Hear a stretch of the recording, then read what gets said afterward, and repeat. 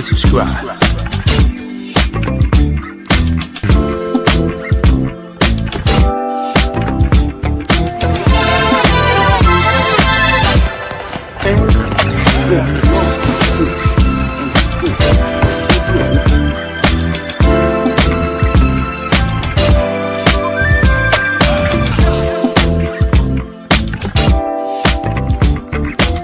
Subscribe to my guy, Uncle D. Tell him Big Bass sent you. Spurling. I'm an attorney here in Houston, Texas, an advocate for black men, largely because I am a black man. I'm a black father, I have black sons. Hey man, I do what I do.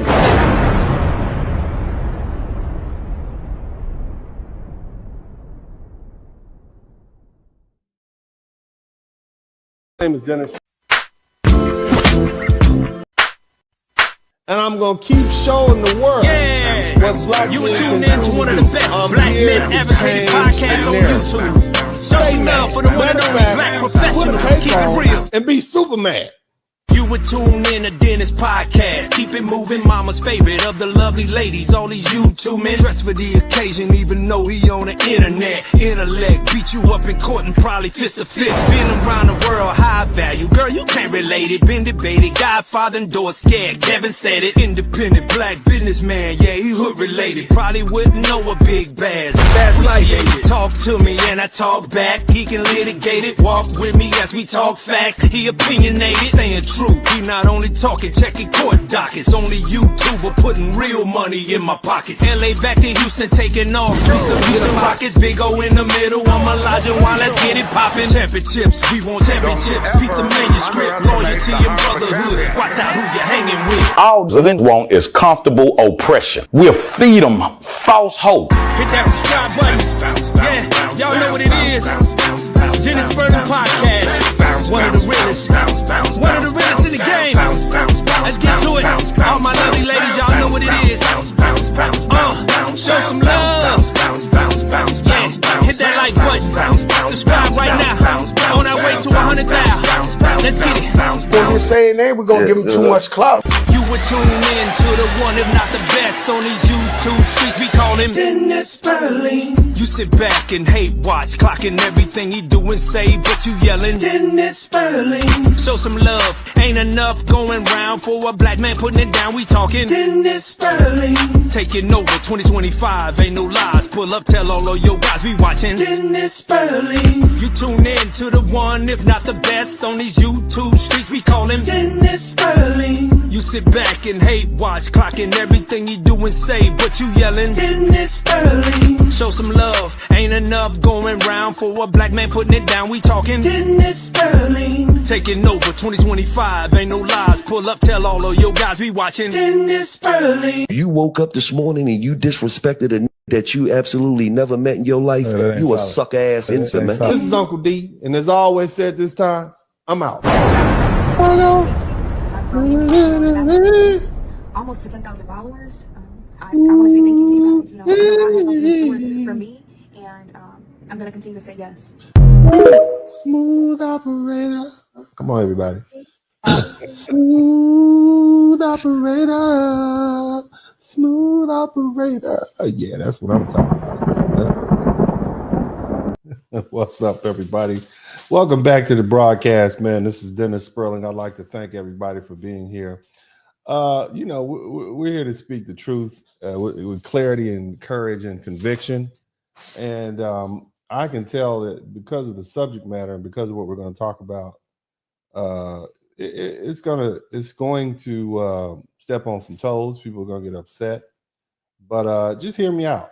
You know, just hear out what I have to say. I'm going to hit you all with some facts that you may find uncomfortable. And as you can imagine, based on the title, we're going to talk about, you know, EBT cards being revoked. Okay. And that's the title of the broadcast. EBT card revoked by Big Daddy government. Husband betrays black families. Okay. And I chose that title deliberately, not for shock value, but because it perfectly captures what's happening right now in America. As of November 1st, 2025, The U.S. Department of Agriculture has confirmed that no supplemental nutrition assistance program benefits, no SNAP, no EBT will be issued due to the ongoing government shutdown. That means 42 million Americans, including millions of children, elderly people, and working families, will not receive food assistance next month. Okay, and the USDA's words were chilling. You know, the well has run dry. That's what they said. Let that sink in. See, for decades, Big Daddy government positioned itself as the provider, stepping into the home to replace fathers and offering just enough to keep families dependent, but never free. Food stamps became the new wedding ring. Dependency was mistaken for love. Okay, but now the checks have stopped coming and the illusion has been shattered. So that so-called welfare queen and hood rat, those weren't stereotypes. They were symbols in a larger system of control, a system that trained our people to equate survival with submission. While we were told to be grateful for government assistance, the real dependents, the billionaires, the corporations, and the banks keep collecting their welfare with interest. Now, as Big Daddy government walks out on his black family, shout out to Urban Eagle, thank you so much for the contribution. But nevertheless, as the government shuts the door on black families who've come to be dependent on it over the past 5 to 6 decades, we're left with we're left to face what is a reality. Okay. And that is, you know, he was never your husband, ladies. He was never your protector. He was just a manipulator who used dependency to keep you powerless. Here's the truth. They don't want you to know, okay? And that is that most EBT recipients are white, statistically speaking. The majority of the food stamp recipients in America are white, not black. So when the benefits get cut, when the programs shrink, it's not hitting the black family community the hardest. It's hitting white America the hardest. And the government knows that. They've always known that, but instead of telling the truth, they play the old trick. It's the oldest trick in the book here in the United States. They make black faces the symbol of welfare. They plaster our image on every anti-welfare talking point to stoke resentment. Okay. And they want the working class white voters to believe that they're footing the bill for lazy black people. And meanwhile, in reality, it's poor white families who are suffering from the same dependency trap that this liberal welfare policy created, the same trap that broke black families back in the 60s and the 70s. It's the same playbook, just a different color, okay? Now, here's where it gets cold-blooded, all right? The Republicans don't care about poor white people. They don't care about them. All you poor whites who are listening to me, they don't care about you. They use you for your votes the same way the Democrats use poor black people, okay? Both parties exploit pain differently. Democrats, they promise endless aid, okay? They tell you that the Republicans are racist, okay? Republicans promise more revival, and they stoke the racist fears of white people, poor whites, working class whites, and have you believe that Mexicans and foreigners and blacks are getting over on you and they're the reason that you're suffering, okay? Nevertheless, both sides evoke racism in one way or the other to get you to vote for them, but neither side delivers independence or dignity. And Trump, he doesn't love any of you. I don't care if you voted for him or not. He don't love you, okay? He loves your loyalty. He loves the crowd size, but he definitely doesn't love your struggle, okay? And that's with either party. That's why I tell you guys all the time, vote your interest.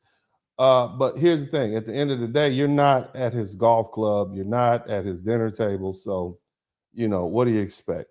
But nevertheless, while you have these working poor white people, they cheer the end of EBT. They're cheering against their own survival. and for a political class that doesn't care about them any more than it ever cared about us. And this isn't a black problem. It's not a white problem. It's a poverty problem, manufactured, managed, and manipulated by the same machine. Now, when people throw out statistics, 24% of black households on food stamps, it sounds like one unified community. But in reality, okay, the black category is really a federal data lump. Okay, when I say lump, they lump foundational black Americans, okay, who are the descendants of people who predated the Constitution, who've been here before this country was founded. They put all the black people in the same category with the black immigrants from Africa, from the Caribbean, from Latin America. And when you start breaking down those numbers, when you start separating people apart, you see it's far more complex, okay? So according to the Census Pew data, the black immigrant population has grown by more than 400% since the 1980s, and their economic profiles vary widely. If you look at the Somalis, the Haitians, the Dominicans, the Caribbeans, Jamaica, Trinidadians, they have higher rates of poverty and welfare usage upon arrival due to their refugee status and their immigrant status, along with language barriers and the lack of support networks. Okay, so when the media says black people are overrepresented on welfare, much of that data actually includes non-black FBA populations. Okay, or should I say non-FBA black populations, people who came to this country, who migrated here under completely different circumstances. By contrast, foundational black Americans whose families have been here for centuries, we often have higher labor force participation rates than these new arrivals. And even amid these systematic discriminations, we are actually doing pretty good. And I go over these stats all the time, but bottom line is they're blending these categories, and it has consequences because it distorts the narrative about who's on welfare, and it inflates the numbers for political talking points. And it also shields policymakers from addressing the unique structural issues that affect foundational black Americans, like redlining, wealth gaps, and generational divestment. Meanwhile, the real beneficiaries of the welfare narrative, the political strategists, they keep confusion going. They push images of poor black mothers while quietly knowing the largest number of SNAP users in raw numbers are white Americans. And among black users, black immigrant groups statistically raise the average rate of usage. Okay, look, I'm not celebrating suffering of our people. I'm talking about the death of a myth, of a false identity that has been imposed on us for generations. Because when the benefits stop, when the EBT card doesn't load, reality sets in, okay? And the mask comes off. We realize the system is never built to save us. It was built to pacify us just long enough to keep us dependent. Now, here's the thing. Let's talk about how we got here, okay? Because this didn't happen by accident. This is strategy. The Democrats played right into Donald Trump's plan. And before some of you get emotional, understand I'm not speaking as a partisan. I'm speaking as a man who studies power. All right. And this shutdown didn't just fall out of the sky. Trump and his allies saw an opportunity to accomplish something Republicans have dreamed of for decades, and that is to shrink the federal government, cut off social programs, and dismantle the welfare state, all without having to pass a single law. I want you to think about what I'm saying. For years, conservatives, Republicans have said government is too big. Government is too big. They said social programs create dependency, and there are too many people are living off the system. And now, through this shutdown, Trump gets to prove that point without Congress, without votes, without debate. All he had to do was sit back and let the bureaucracy grind to a halt, and suddenly millions of Americans are without food assistance. Thousands of federal employees are furloughed, so they lose their jobs. And the message to the public becomes, see, the government can't save you. And see, that's not incompetence. That's ideology in action. Okay, and here's the twist. The Democrats helped make it possible. See, the government shutdown, I'm gonna explain this briefly, and I'm gonna put it in a way so you folk can understand it. Shout out to my man Lucifer Ratzinger. I ain't seen you in a minute, but I want you all to understand this. Now, basically, periodically, Congress votes to extend the timeline to pay its debts. Okay. And if it doesn't pay its debts, it basically it votes to give itself an extended line of credit. And so the Republicans would say, no, if you guys don't give us what we want, then we're going to shut the government down. This is back when they were the minority power. Now that the Democrats are the minority power, they feel like, hey, I can do the same thing. We're going to shut this government down until we get what we want. And I think at this point they're arguing about trying to get Medicaid for illegal immigrants, something like that. I'm not sure. Either way, but the Donald Trump and the Republican Party say, yeah, okay, go ahead, shut it down. So now here we are, and it was like dare, double dare, and they did it. So now here we are. The Democrats thought that Trump would blink first and that he need to reopen the government under political pressure. But Trump doesn't mind the chaos. In fact, he thrives on it. He wants American people to feel the pain, to taste what a country looks like when Washington shuts down, because that pain is propaganda. It feeds this narrative that the government doesn't work and that the bureaucrats are parasites and that private enterprise, not public aid, is the answer. And by refusing to negotiate, the Democrats has handed him exactly what he wanted, a shutdown that functions as a silent revolution, a coup, not by soldiers, but by starvation. You see, this isn't just about saving money. This is about reshaping the relationship between citizens and the state. And once people learn to survive without food stamps, without housing aid, without unemployment checks, the idea of government as a safety net begins to die. And that's the long game.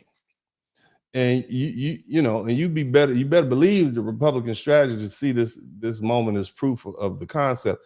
If they can turn off SNAP, delay Social Security payments, freeze Section 8 funding, and still keep the streets quiet, then they've proven they can dismantle the welfare system piece by piece without ever repealing the law. Now ask yourself, who suffers first? Because it's not the lobbyists in DC. It's definitely not the Wall Street bankers. It's the working poor, it's single mothers, the elders on fixed income, the kids who depend on school lunches to get through the day, and America. And that means also Black America. So when I say the Democrats played into Trump's trap, I mean they underestimated this man who understands optics better than policy. This man was a showman, okay? See, here's what you need to understand. Trump once said that he could unalive somebody in the middle of Times Square and his voters would still vote for him. He's right. See, the Democrats thought that the shutdown would make him look cruel, and instead it made the system look weak. They thought the pain would turn voters against him. Instead, it's exposed how fragile their promises really are. And while the Democrats are busy pointing fingers at Trump, it's quietly achieving what Reagan dreamed of: a smaller federal government, fewer entitlements, and a population forced to fend for itself, one grocery line at a time. Okay? Now, again, it's not just politics. This is a philosophy by starvation. And unless our people wake up, organize, and start building self-sustaining communities, we're going to watch the old America collapse while the new America doesn't include us at all. Now, here's the thing. As I said, because this shutdown doesn't just hurt numbers on spreadsheet, it hits the kitchen table. It hits the babies. It hits the mothers. It hits the elderly. It hits the disabled. On one hand, you got millions of mothers who built their entire survival strategy around a government system that has now vanished overnight. And for years, they've been told, don't worry, Big Daddy government got you. Okay? You don't need that man. Okay? You need him. He got us. You understand? Matter of fact, a lot of these women ran the man away.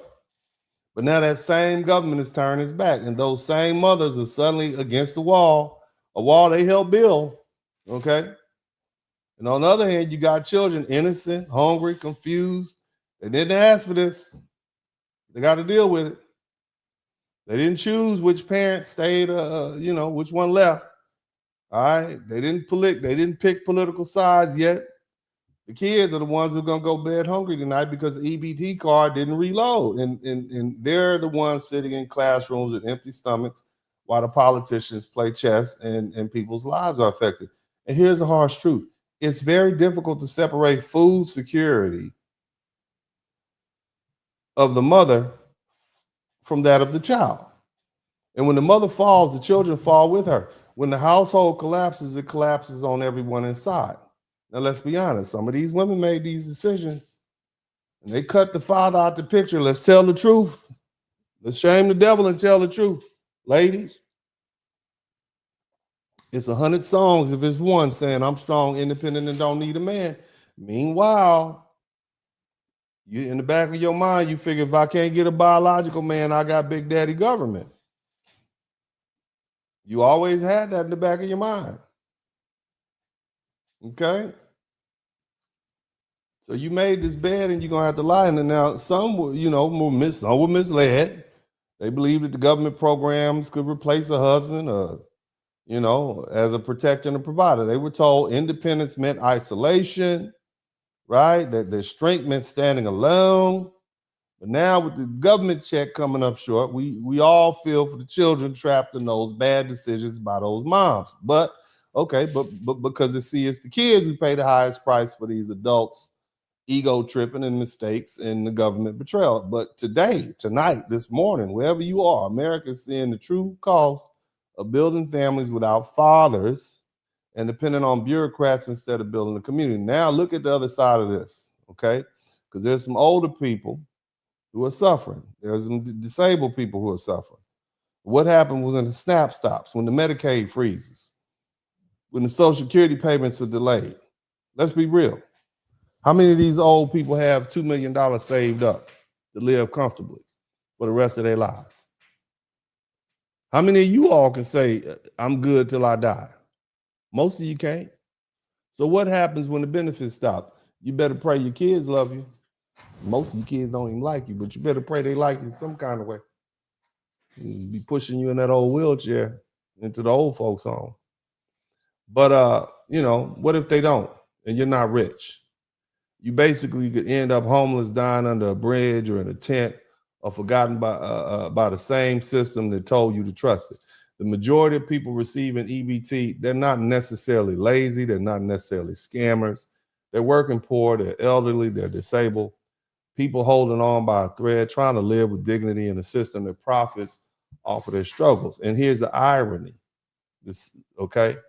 All right? It's the same women who celebrated the Democrats, the same ones who said we just need to get Trump out, are now watching their groceries disappear, their kids cry, and the safety net evaporates. So I have to ask, how many women feel betrayed right now? How many? And how many realize that all those campaign promises didn't mean much when your pantry is empty and your EBT balance is on zero? So there's anger everywhere in the streets, online, in the homes of working poor. But this anger needs direction, because if it isn't guided, it becomes chaos. And and the chaos is exactly what the elites want.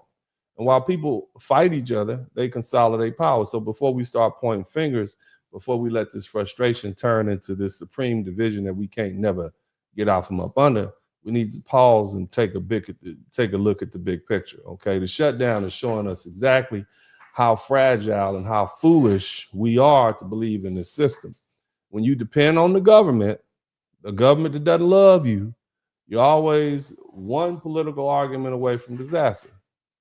Okay, and at this moment, it's really just a painful wake-up call. Now, guys who've been here for a minute, remember when I told them about 4 or 5 years ago, it was going to come a time when we have to step over the bodies.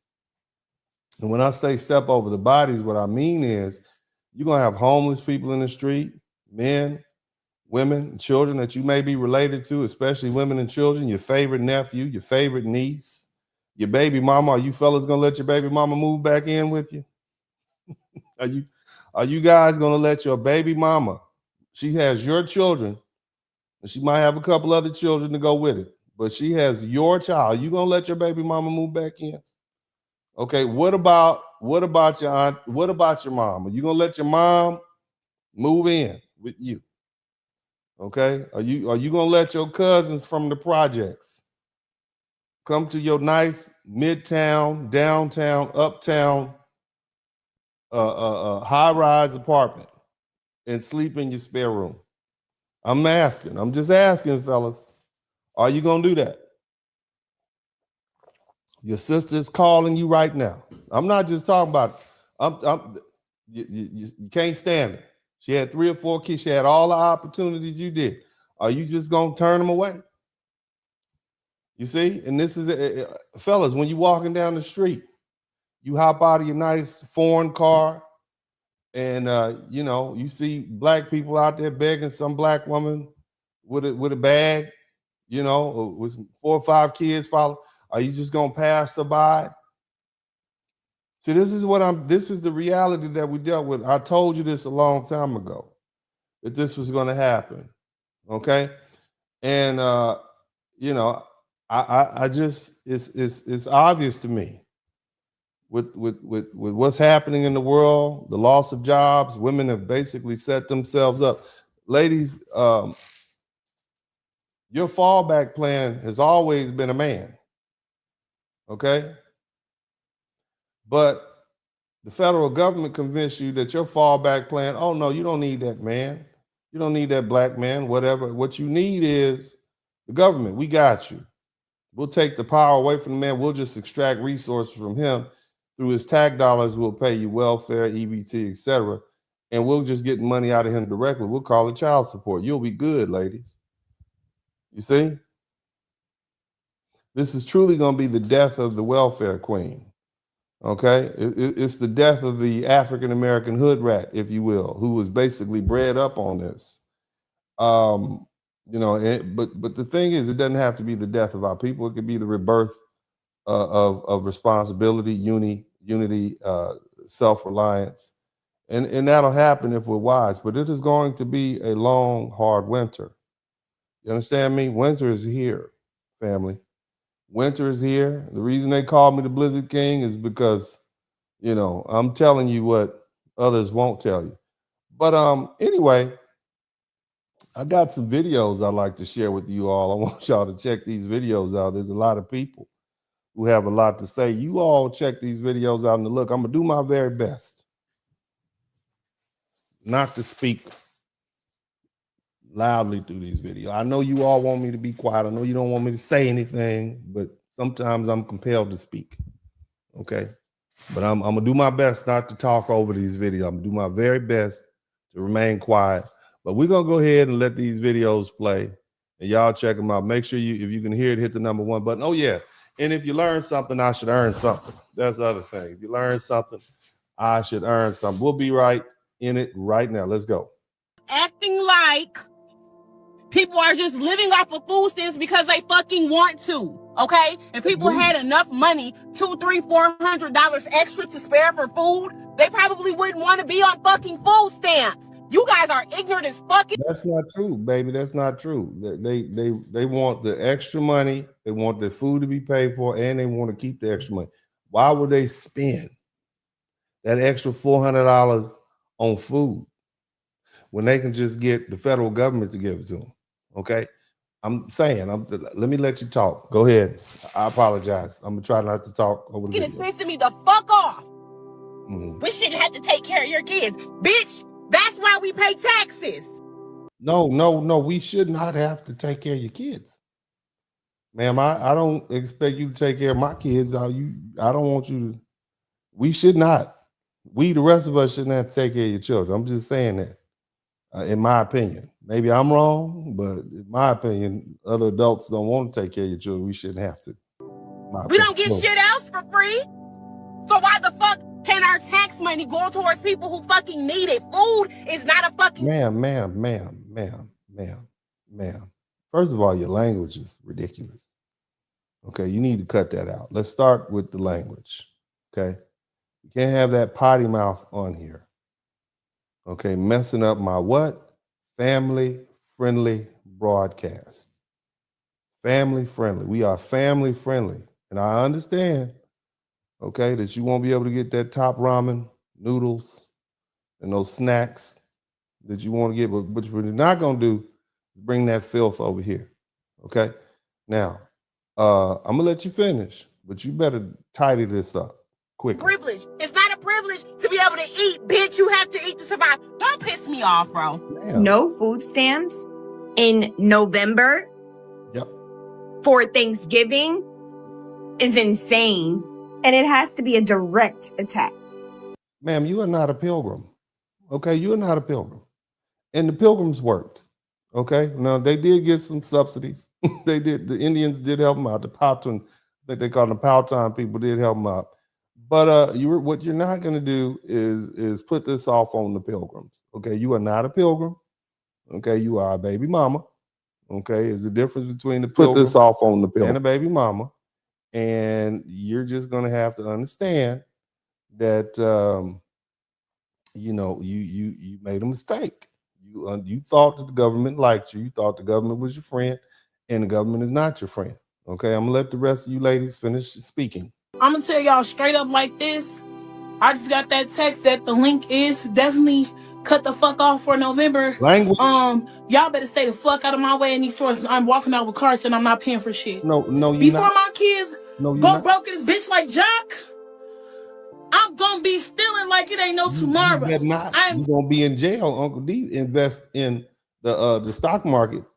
Okay, and I'm investing in these private prisons. You just gonna make me rich. You go ahead and steal if you want to. All they're gonna do is close the door. Like when you try to go in the Louis Vuitton shop, knowing you don't have any money, they just let in one at a time.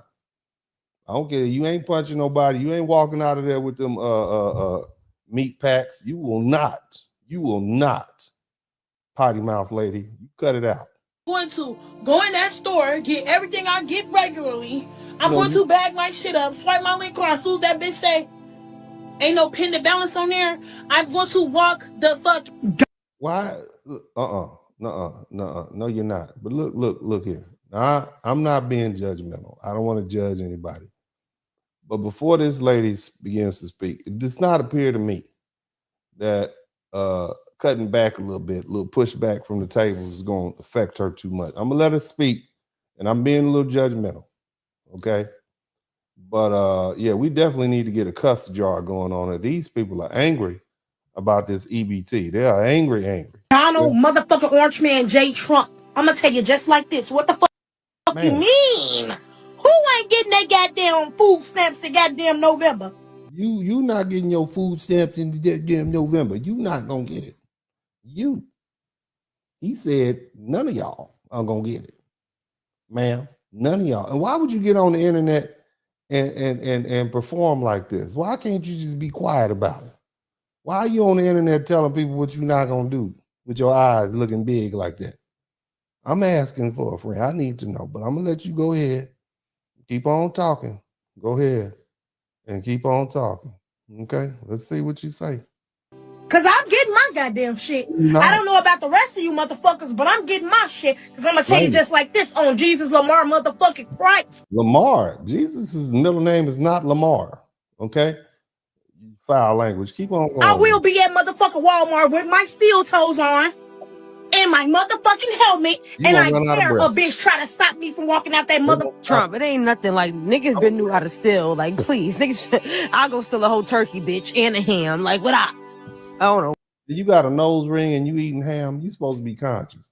Conscious people don't eat pork, ma'am. You up here with a nose ring and eating ham. That does not match. That's like having a mayonnaise peanut butter sandwich, ma'am. Shout out to William Warfield. Thank you so much. Go ahead. What the fuck wrong with Trump? But I don't know if he want war or not. But niggas is ready. Yeah, we not in that. Shout out to Solo though. We are not. Ain't nobody going out there. Ain't nobody gonna be out there battling with you at Walmart. Okay, we are not. We are using Instacart and Uber Eats. Okay, we are not gonna be headed to the local Walmart. Okay, to watch you fist fight with loss prevention. Okay, trying to get some zoom zooms and wham whams. Not doing the top ramen. Not happening. Yo, the internet is not letting up. Y'all got me crying. Like, I ain't gonna lie. Like, it is like, damn, like, dang. Like, niggas don't give a fuck, right? They don't. But at the end of the day, it's like, you feel me? I'm mad, but I got food for me. I got food for days. If you know me, you already know how I give it up. Freezer go crazy. But at the end of the day, shit, I go buy it or I go steal it. It ain't nothing. You gonna go to jail then, and you gonna help me get richer. Baby, you gonna help me get richer. If you steal, you gonna steal, and then my stock is gonna go up. Okay, I'm telling you. Okay, Uncle D is trying to get paid. Okay, I'm trying to get paid because it's a lot of shout out to all the people in the chat room who are trying to get paid. I got some very wealthy black people that follow me on this broadcast. Okay. And they are like, yeah, go on ahead and lock them up. Nobody's really feeling sorry for you because again, you know, this EBT welfare system has funded a horrible and degenerative class of black people to make us all look bad.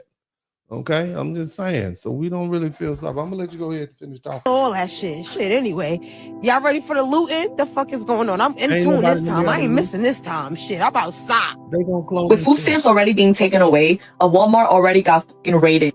And this is not going to be the first by taking away the EBT fucking food stamps, especially right before fucking Thanksgiving, right before the fucking.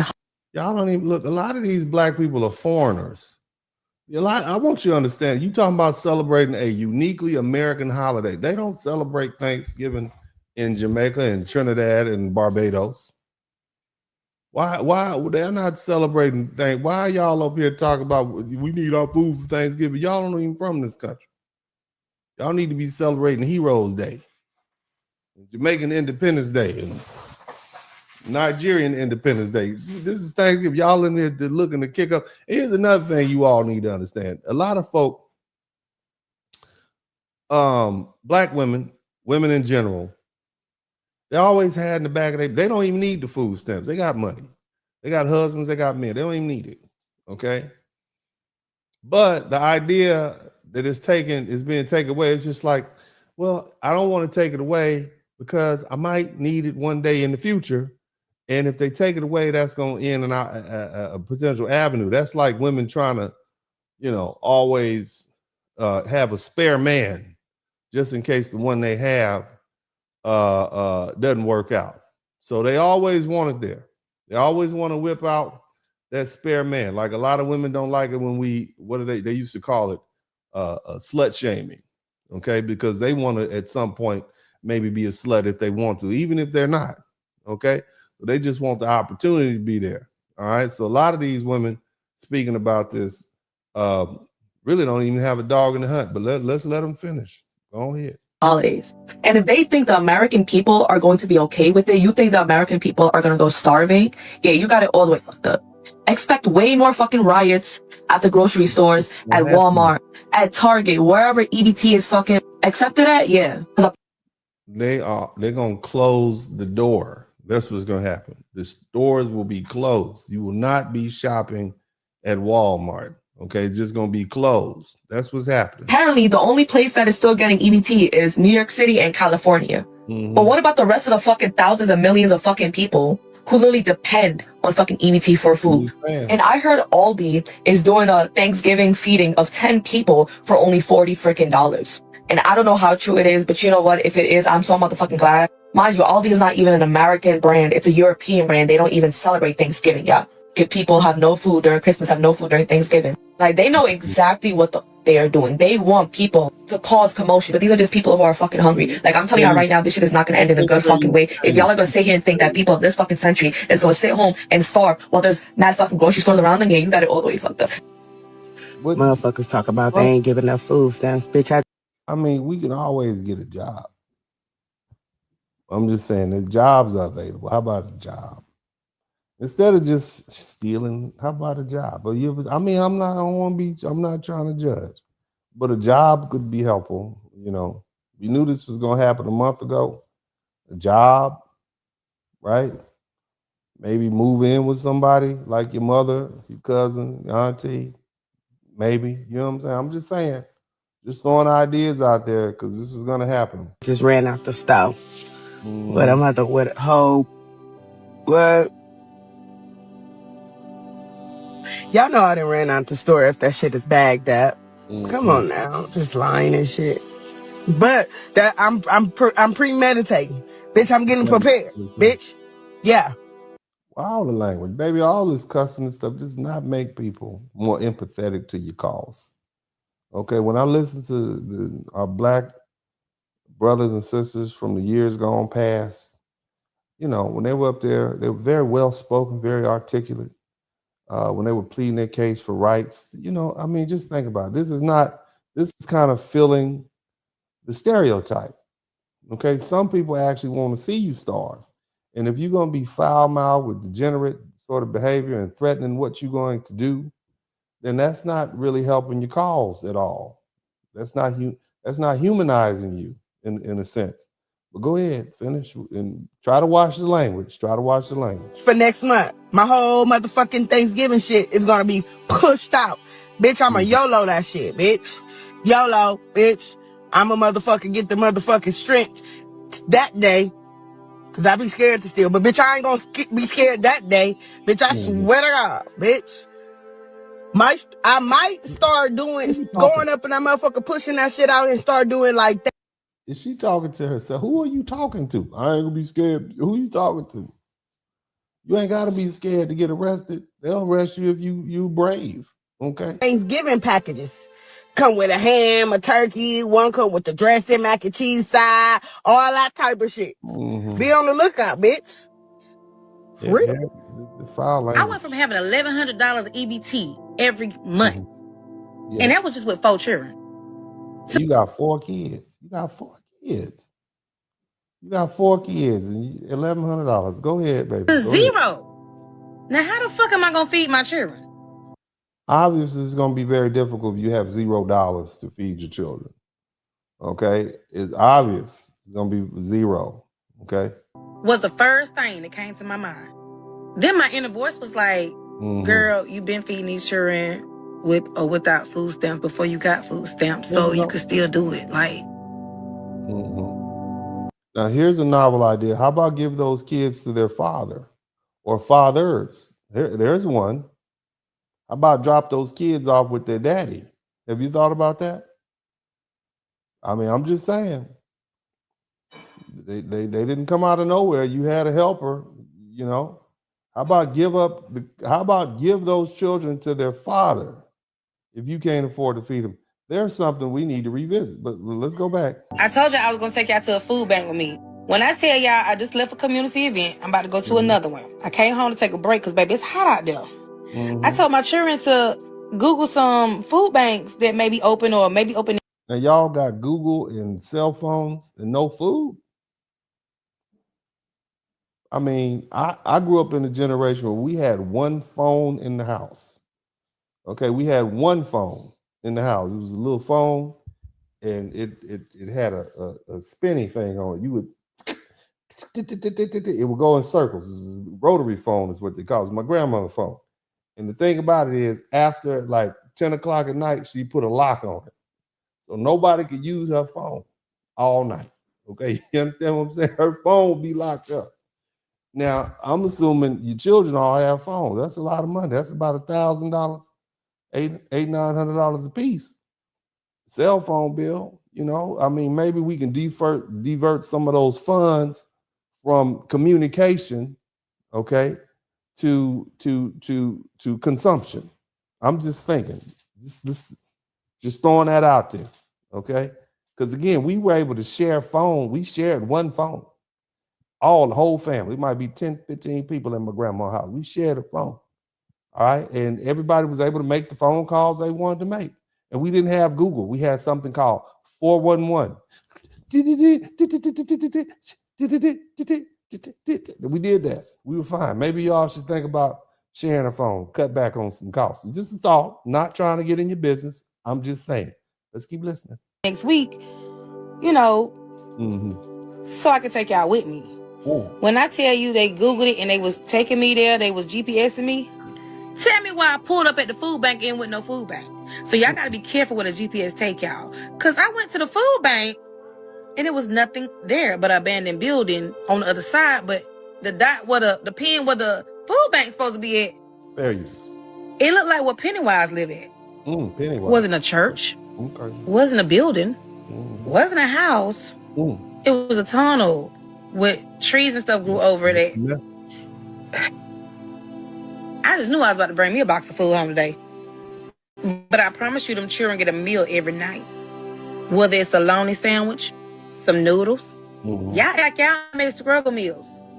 Do I need to start a series on how to make a Scruggle meal? I think I'll do that. Anywho, Pookas, y'all stay tuned because I'm going to show y'all the event we went to earlier. And I'm going to show y'all the one we're going to tonight. And all I did was Google events that's going on in this state, today's date, and they popped up. They had a clothes drive, and they also had the trick or trunk. It was so hot out there after they trick or trunk. I had to use the bathroom. The building was closed, so I didn't go to the damn, I can't even talk. I didn't go to the clothes drive. And when y'all go to them clothes drives, make sure y'all watching them clothes. It's just like Goodwill.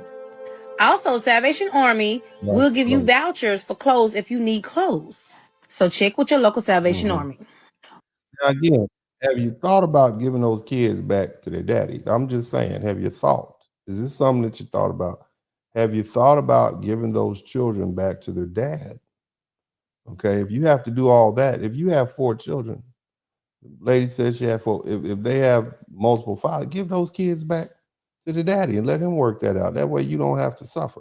Okay, but go ahead and if you can't take care of them, let's see. When I come back later, I will post all the Greenville, South Carolina resources because that's all I know. That's home for me. So if you're in Greenville, South Carolina and you need help, make sure you tune in tonight. Baby, I got a buku list of stuff. The Miracle Hill give you furniture for your house if you don't have it. They give you food. They give you clothes vouchers. There's no way anyone should be hungry or without anything with all the resources that's out here. Baby, we just got to find them and put that pride to the side. We all struggling. Everybody need help in some kind of way. EBT? You know how many bitches I know that got like 9 kids and depend on that shit?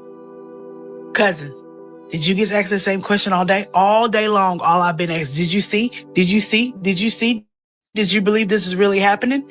Apparently, the government shut down. Everybody been getting alerts with the EBT that there will be no funding in November. Do you not understand the riot that is fixing to cause? Do you not know all? Well, look, let me explain something. Everybody, this is a threat. Like you threatening a riot. Don't you know that the majority of America voted for this? Why would they riot? I'm just saying. Why would they riot? Now, of course, there will be some people who will riot, but this is what America voted for. They want to see you cut up and act a fool. Okay. All these people that thought it was a shutdown, that, oh, we're going to make these people listen to us. These people going to do what we say. Okay. You thought they were stealing in your stores. Wait till you take the stamps away. I've yet to hear anybody say, I'm looking for a job, anybody hiring. No, I want y'all to notice that. None of these folks have said, hey, I'm going to look for a job. So what does that tell you? That tells you there's a certain entitlement that you have. Let's keep listening to these videos. Very informative. Hurt who? And I know y'all saying black people, but y'all know black people aren't the only ones receiving it. Only 17% of black people receive any type of government assistance. Literally 17%. Well, let me give you the exact number. Shout out to Nuruddin FDNY guy. Look, let me give you some numbers. I hate the percentages. There are roughly 42 million people on food stamps, and we'll say or not just food, but welfare in general, but food stamps. Out of that 42 million, 35% are white. That comes to about 14,700,000. It's almost 15 million. Okay. As far as black, and I explained to you all about that black number because black includes Somalian, it includes Jamaican, it includes Trinidadian, it includes Dominican, it includes African. Okay, generally speaking. So of that 10.9 million. Okay, black non-Hispanic people on welfare, Okay, so that's 26%. I just want you to keep in mind. All right. Now, what about Hispanic? That's 6.7%. That's 16%. Asian, 1.3%. Native American, 0.4%. I'm sorry, 4 million. Okay. So let's just run it. So just so I can round up, 15 million whites, 11 million blacks, about 7 million Hispanics, 1.5 million Asians, Native Americans about 500,000, and then you got people of what they would call multiracial ethnicities. That's about 8 million. Okay, so that's the way the number breaks down. Okay, so just so you know what she's saying. I just want y'all to hear it. But let's keep listening to what they say. Go ahead, baby. The rest of us out here ain't getting no government assistance. Furthermore, white people get it. So they're not just doing it to hurt black people. It's hurting white people too. They're going to go without food stamps if they don't come. Then, the crazy thing about it is, y'all say this stuff, and then when the white person says the exact same thing, they're racist. Stop feeding into the stereotypes. Not every black person has food stamps. Not every black person has welfare. Is there some of us that are? Yes. There's some white people. There's some Hispanics. There's some everybody. But y'all come out here making as if Trump them and whoever, they didn't even shut down the government. It's the other ones shutting it down. But y'all making it seem as they doing it because you're black. Yeah. No, it's not. They just some childish ass folks need to get their shit together. But stop. It's sort of kind of like if y'all saw that thing on CNN where a black girl was naming all her accolades and she was literally had more diplomas and degrees than everybody in the thing. And she was like, but look at me, I'm black. And he was like, yeah, you're the only one been to the White House. I haven't. Yeah, because of DEI. You just said how you are better than everybody in here, and which she was. But you went to the White House for DEI. Do y'all see how stupid that sound? You lower yourself down when you say stuff like that. Let's stop doing it. I just got to go on this rant with y'all. Look, I just had this customer in my car. It was a black man. He was disabled. And he tried to tell me that decisions that Trump was making right now, taking food stamps and Medicaid from a lot of people that's disabled, children, was right. And this is what I said to him. What makes that right? Because America is tired of paying for other people's children and other people's responsibilities. Unfortunately, in the world that we live in, eating is not a right. That's basically what the people are saying. Having somewhere to live is not a right. Okay, and I don't know where you got it from. Never has been. Let's keep listening. He told me because he was a taxpayer and he didn't feel like it was right for him to give money out to people that's not working. I said, some of these people that's getting the money, they can't fucking work. I know, but again, did you hear what the man said, baby? Listen, he said he's a taxpayer. In other words, he works. And about 30, almost 40% of everything he earns, he's a handicapped man. This man said he's disabled. A large percentage of what he earns goes to pay for people who don't want to work. Now, I get the fact that your compassion says, well, these people need to eat. Yeah, it's a lot of things that people need to do, but I shouldn't have to pay for it. I shouldn't have to spend my life force working and earning money so that these other people can sustain themselves when I could use that money to sustain my own life or make my own life better. You got to, that's fair. All right. Matter of fact, how about this? Next time you cook dinner, I want you to open up your door and put a sign outside and say anybody who's homeless can come in here and eat as much as you want. And if they're unable to eat, you're unable to eat, your family's unable to eat, oh, well, too bad. Oh, well, too bad. So sad. Okay? That's what you're asking these folk to do. All right? They're children. They're disabled. They don't care. Okay? Them use kids. I know that's what these people are telling you. He don't care that there's kids. He probably don't even have kids. He might not even like his kids. Okay? Shoot. That's what you need to understand. They're bedridden. Like they can't get up and fucking walk. Like I said, if anything, you're fucking part of the problem too. Why is he part of the problem? You're up there with them. Shout out to Faquan. Why is he part of the problem? We're here right now because of your ass. So let me get this right. Y'all don't want us on food stamps, right? Y'all prefer us to work. But in this economy, even people that's working need food stamps. And the saddest part about it, we get that, but work anyway. And you wouldn't need food stamps. You look like you're pretty healthy. And let me just say something. All these people, they look like they're well taken care of. They well moisturized. They all got their nice little wigs on. Look like their eyebrows are done. They got their fashionable shades on and stuff like that. I'm just saying, these people don't look poor to me. I've been to countries where people are poor. I see what poor looks like. This is not poverty. To me, this is lower middle class to me. This is what it looks like to me. All right. And I've yet to see any of these folk look like they're missing any meals. I'm just pointing that out. Is that a lot of these jobs not even hiring to begin with. So people that's on food stamps, a lot of them not even choosing to be on food stamps. These jobs not even hiring like they should be. The job market is trash. And a lot of y'all in the comments like, well, how can you not choose to be on food stamps? You want to fill out the application, right? You filled out the application. You chose to be on food stamps. You filled out the application just because it was an option.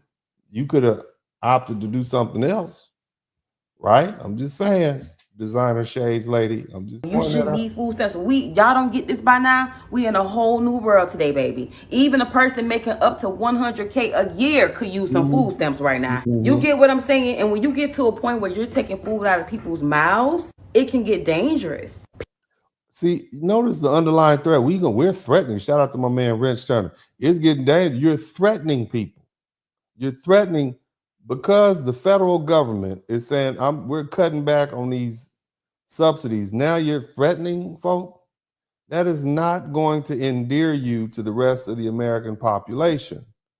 Okay, out here threatening people with your fancy shades on, baby girl. I'm just trying to be honest with you. People are going to start taking it. Do you hear me? People are going to start taking that food. They're going where they gonna take it to? You're gonna take it, you can get arrested, you're gonna go to jail, then your kids gonna go where? They're gonna go to Child Protective Services or whatever. They're gonna be in the system. Why not just get a job? How about a job? Better yet, get those kids to their daddy. Have you thought about that? I'm a proponent in equal opportunity parenting. I believe children should spend as much time with the other parent. Okay, that's what I believe. Let's keep going. Not going in there asking. No, they're gonna start taking that food. Why? Because we have. And they're gonna fight loss prevention. Okay, that's what's gonna happen. They're gonna end up in a scuffle with loss prevention. Loss prevention around America right now. They in there pushing up. They got that Rocky music playing. Guard the baby diapers. They ready. Protect the formula. They're ready. They're ready.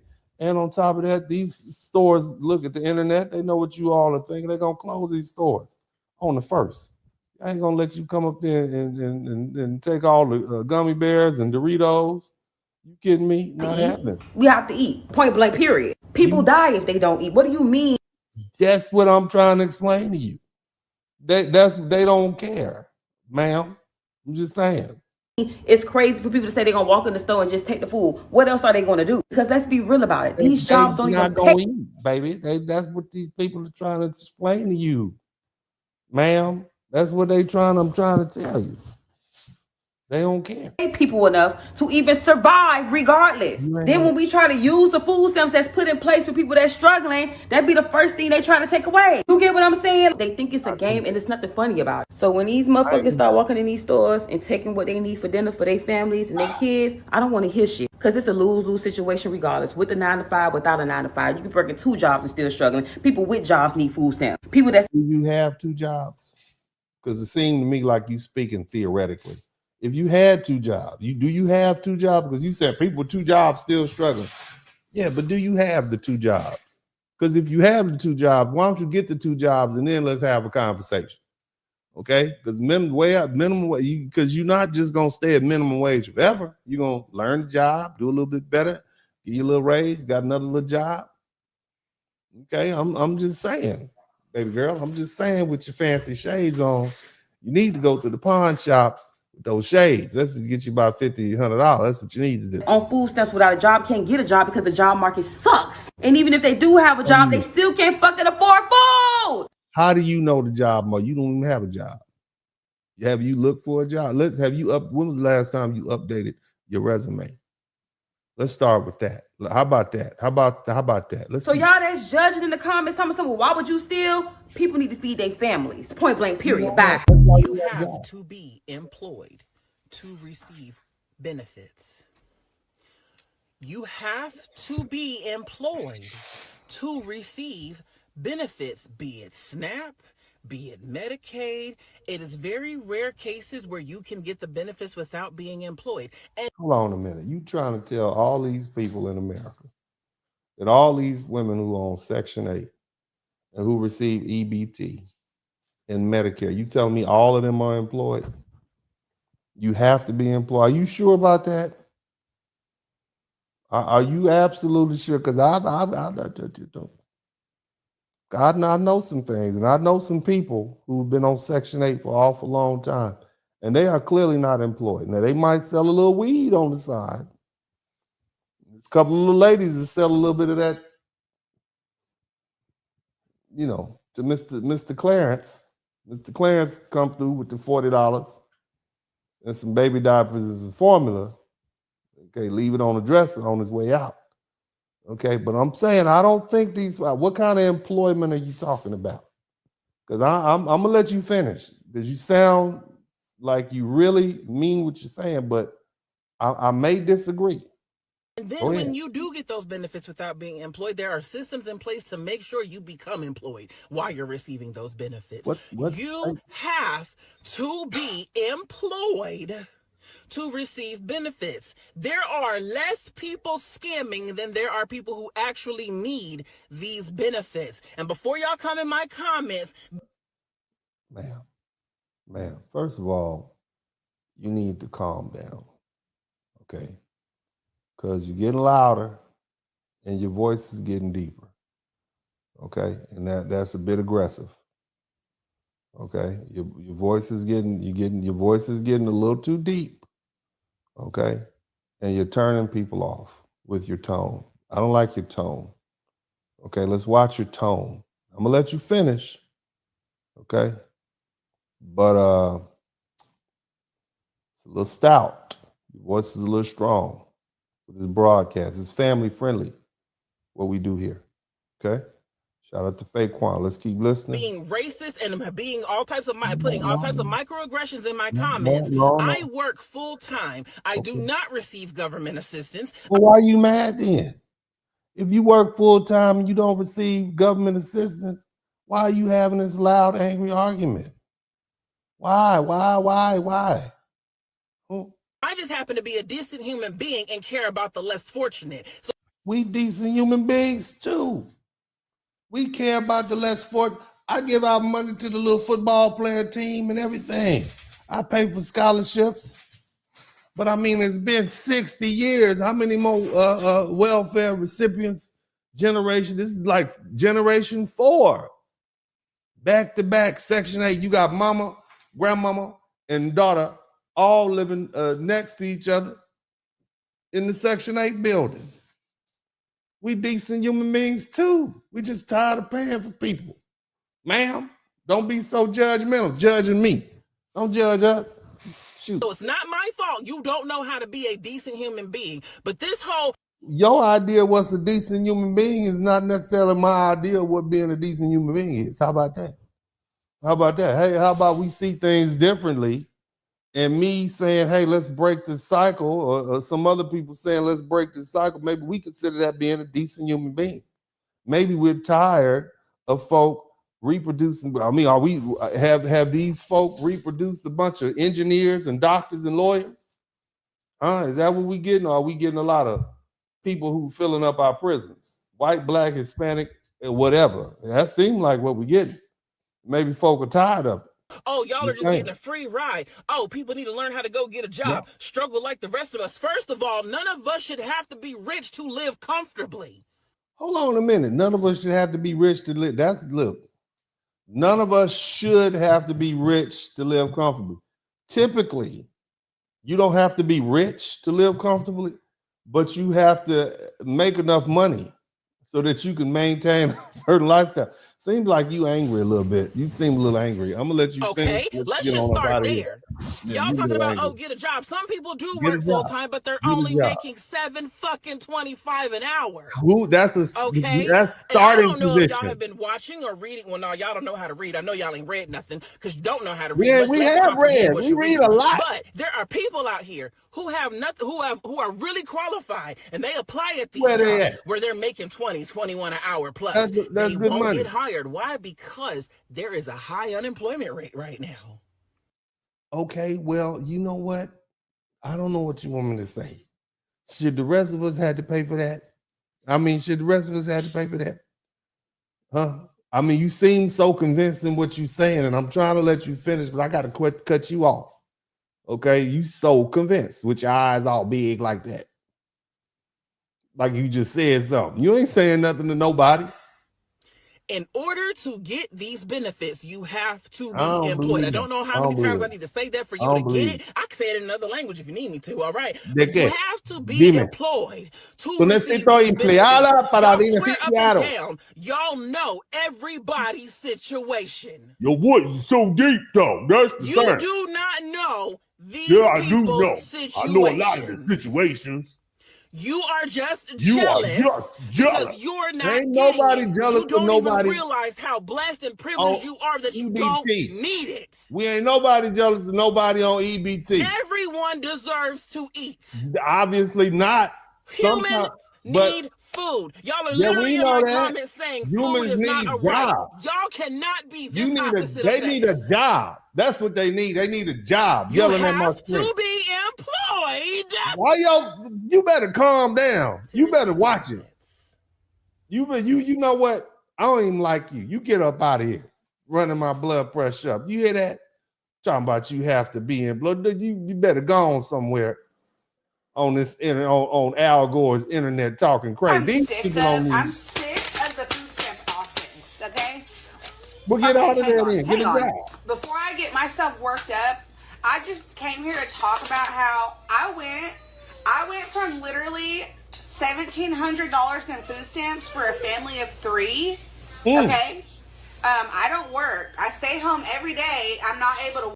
Now, hold on. That lady just said that you have to work to get them food stamps, and now you on here telling me you not working. Okay? Y'all need to make up y'all mind. Y'all running my blood pressure up now. Work, so I should be getting the maximum amount. Especially because he needs cereal, chips, pop. He needs all that. Where is his daddy at? That's what I want to know. His cereal. I want some cereal too and some pop. Where's his daddy? Why we got to pay for it? I ain't his darn daddy. Shoot. Doggone it, I can't believe that. These folks, boy. Especially because he needs cereal, chips, pop. He needs all that. And I need energy drinks. So I'm not going to have this taking me down from that much. Yes, you are. Yes, you are going to have and it. And they took me all the way down to $120. On November 1st, it's going to be $0. Which they didn't even tell me why. I just got this notice in here that says they were cutting me back on food stamps. You need a job, so now that's I'm why. really going to have to cut back on everything. He's not going to be able to have his pop no more. He's not going to be able to have his cereal every day for breakfast and his chips that he eats all day long. I don't even get cereal every day for breakfast. Great, thanks. Ain't no wow. Thanks. You welcome. I used to get $740 a month for my 2 kids. And we not getting EBT no more. They took the EBT. Bro. They saying I gotta work 20 hours a week. Come on, bro. I'm not working for nobody. Get the fuck out of here. Hey, man, this is what Americans, taxpayer, work for us. They work for me. Ooh. They gotta help me feed my fucking kids. Get the fuck out of here. You know what I'm saying? Like, don't be quitters now. Y'all been helping us all this fucking time. Now y'all want to tap out. Get the fuck out of here.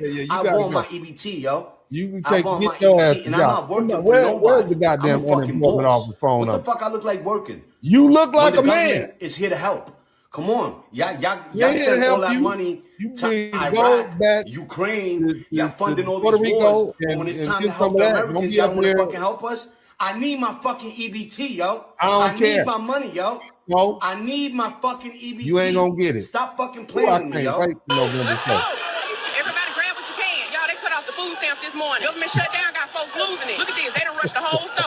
Now this is AI. I want you all to know this is AI, but this is definitely entertaining. Clearing out like it's the end of the world. You know what? Since they want to take food stamps away, I'm going to fucking Walmart. I'm going to rack up any damn thing I want. Throw this shit right in the basket. I'm going right about that bitch. Move, get the fuck out my way. I'm not paying for a damn thing. That got me fucked up. Yeah. They say, bro, hold up now. Hold up. You ain't supposed to be on them EBT calls no way, you heard me. You know your people. Hey, bro, you better cut it out, bro. You down bad for that, bro. That's for the gals, bro. That's for your old lady in there. You ain't supposed to be out there on that EBT, bro. You need to put your hustle hand down, bro. You need to get to work. I ain't getting a food stamp on EBT. Oh, watch this. Watch what? You're gonna be the first. You're gonna be the one they watching. In that they gonna watch you as soon as you come in. They got all of this facial recognition. They got all y'all faces on every Walmart, everywhere, bro. You heard me? It's about to be some bullshit. It ain't gonna be some shit. I'm about to go on that bitch masked up. You heard me? What? They gonna unmatch you. Racking every damn thing off the damn shelf, throwing that shit in the basket, walking clear about them. Well, I got me fucked up, bro. It's about to be Thanksgiving, you heard me? Bro, you don't even celebrate Thanksgiving like that, bro. You know they don't do that down there. You gonna get some melatonin, bro. You gonna go down there and get you some gumbo and some melatonin, and you gonna sit down. You heard me? That's what you gonna do. You gonna sit down, and you gonna be out there on bourbon, chilling, chillaxing, bro. You heard me? Over there under the bridge by the Nutrigram.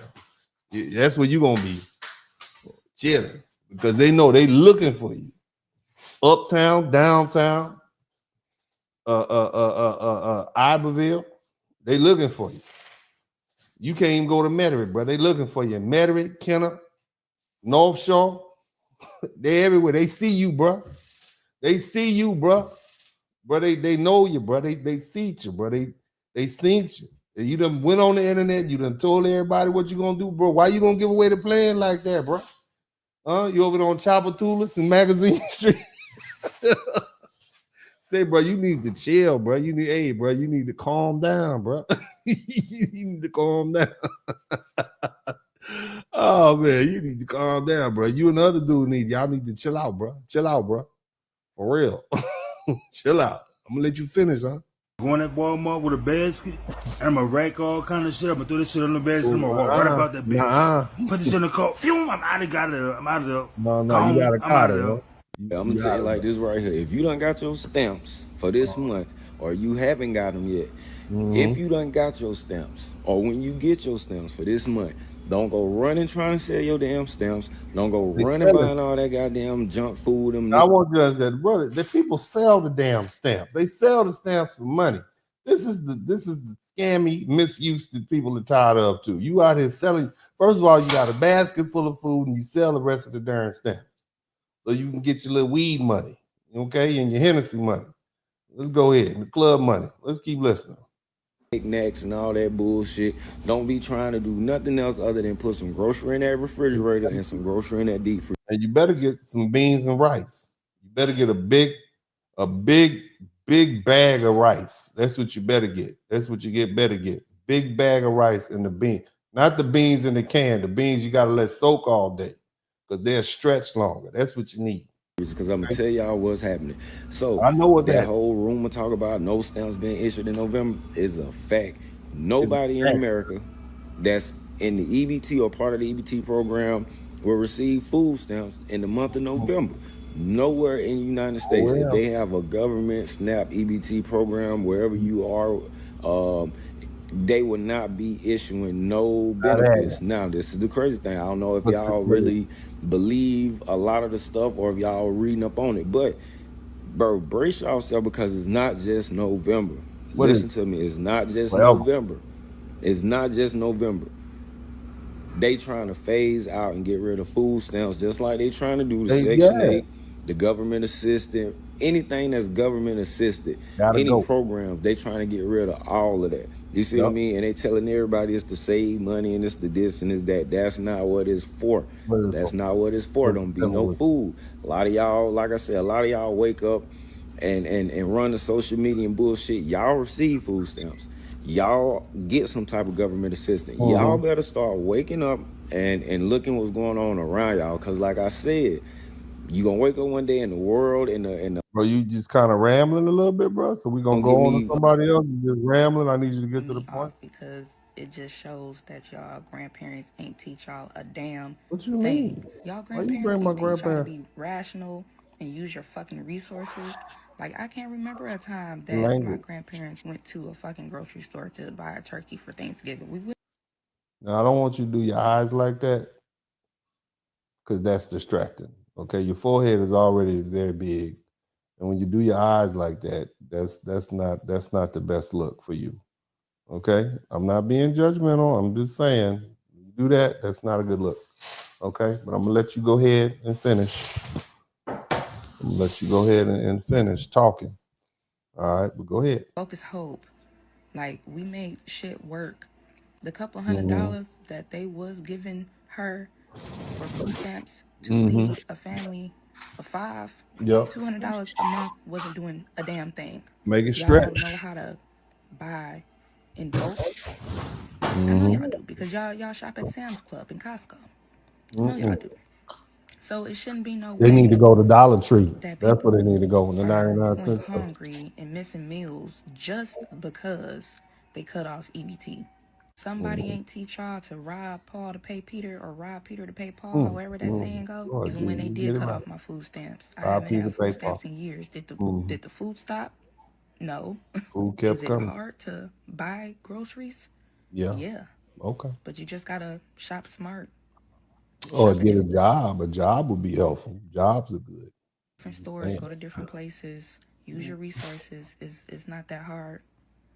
Shouldn't nobody be going hungry just because they cut off EBT. If you're worried about the stoppage of food stamps in the next 2 weeks, you need to listen to this video. This is going to cause a major ripple effect in American society, not just with households and not just with small businesses, but local economies at large. Yeah, it's true. Families are going to start skipping meals. You're going to be practicing how to fast without even trying to practice how to fast. Local food banks will see numbers at large, huge lines outside of their building.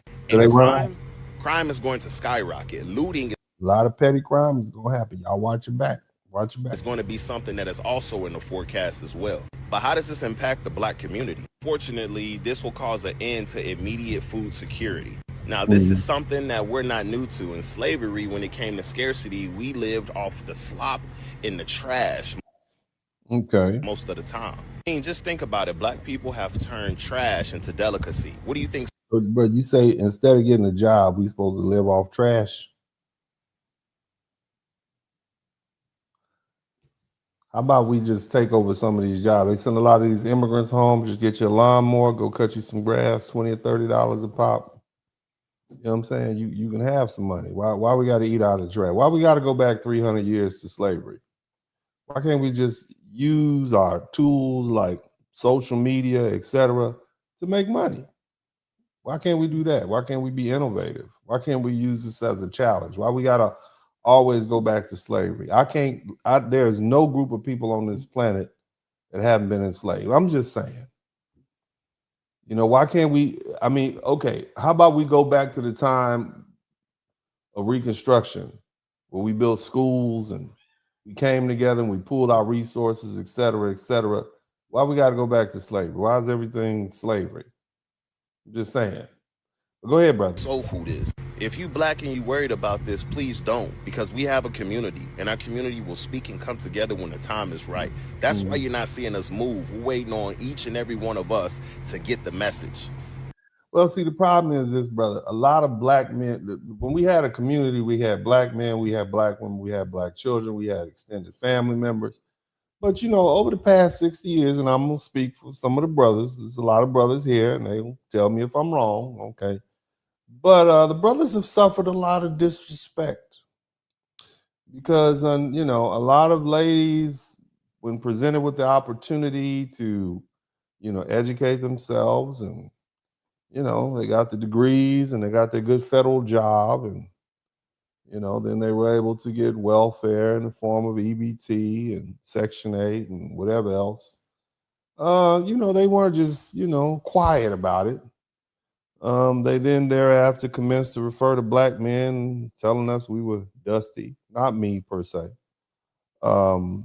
some black women ran their men off and then said, oh no, he's just a deadbeat dad. And, you know, and even at the point where he tried to move on, some women made those men's life hard. And then when the kids grow up, guess what? They, some tried to turn the children against the father. Okay, I'm not saying all, but the bottom line is it's hard to have a community when you have members of the community that don't get along. So again, the difference between now and then is you got a lot of black men who saying, I am really not trying to help people who now need me after they've been talking about me for years.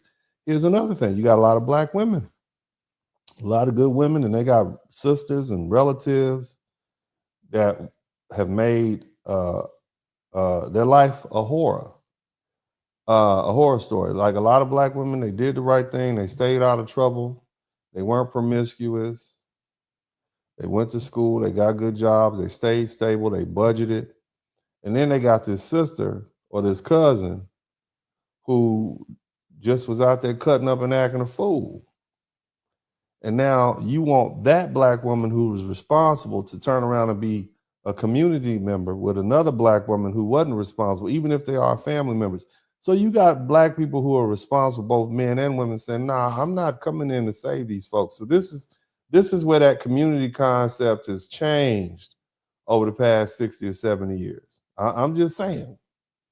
Don't get mad at me, okay? I'm just saying. All right, and I think there's a lot of black people on here listening. They like, nah, you know, and here's the other thing you got to understand. In 1965, when we had those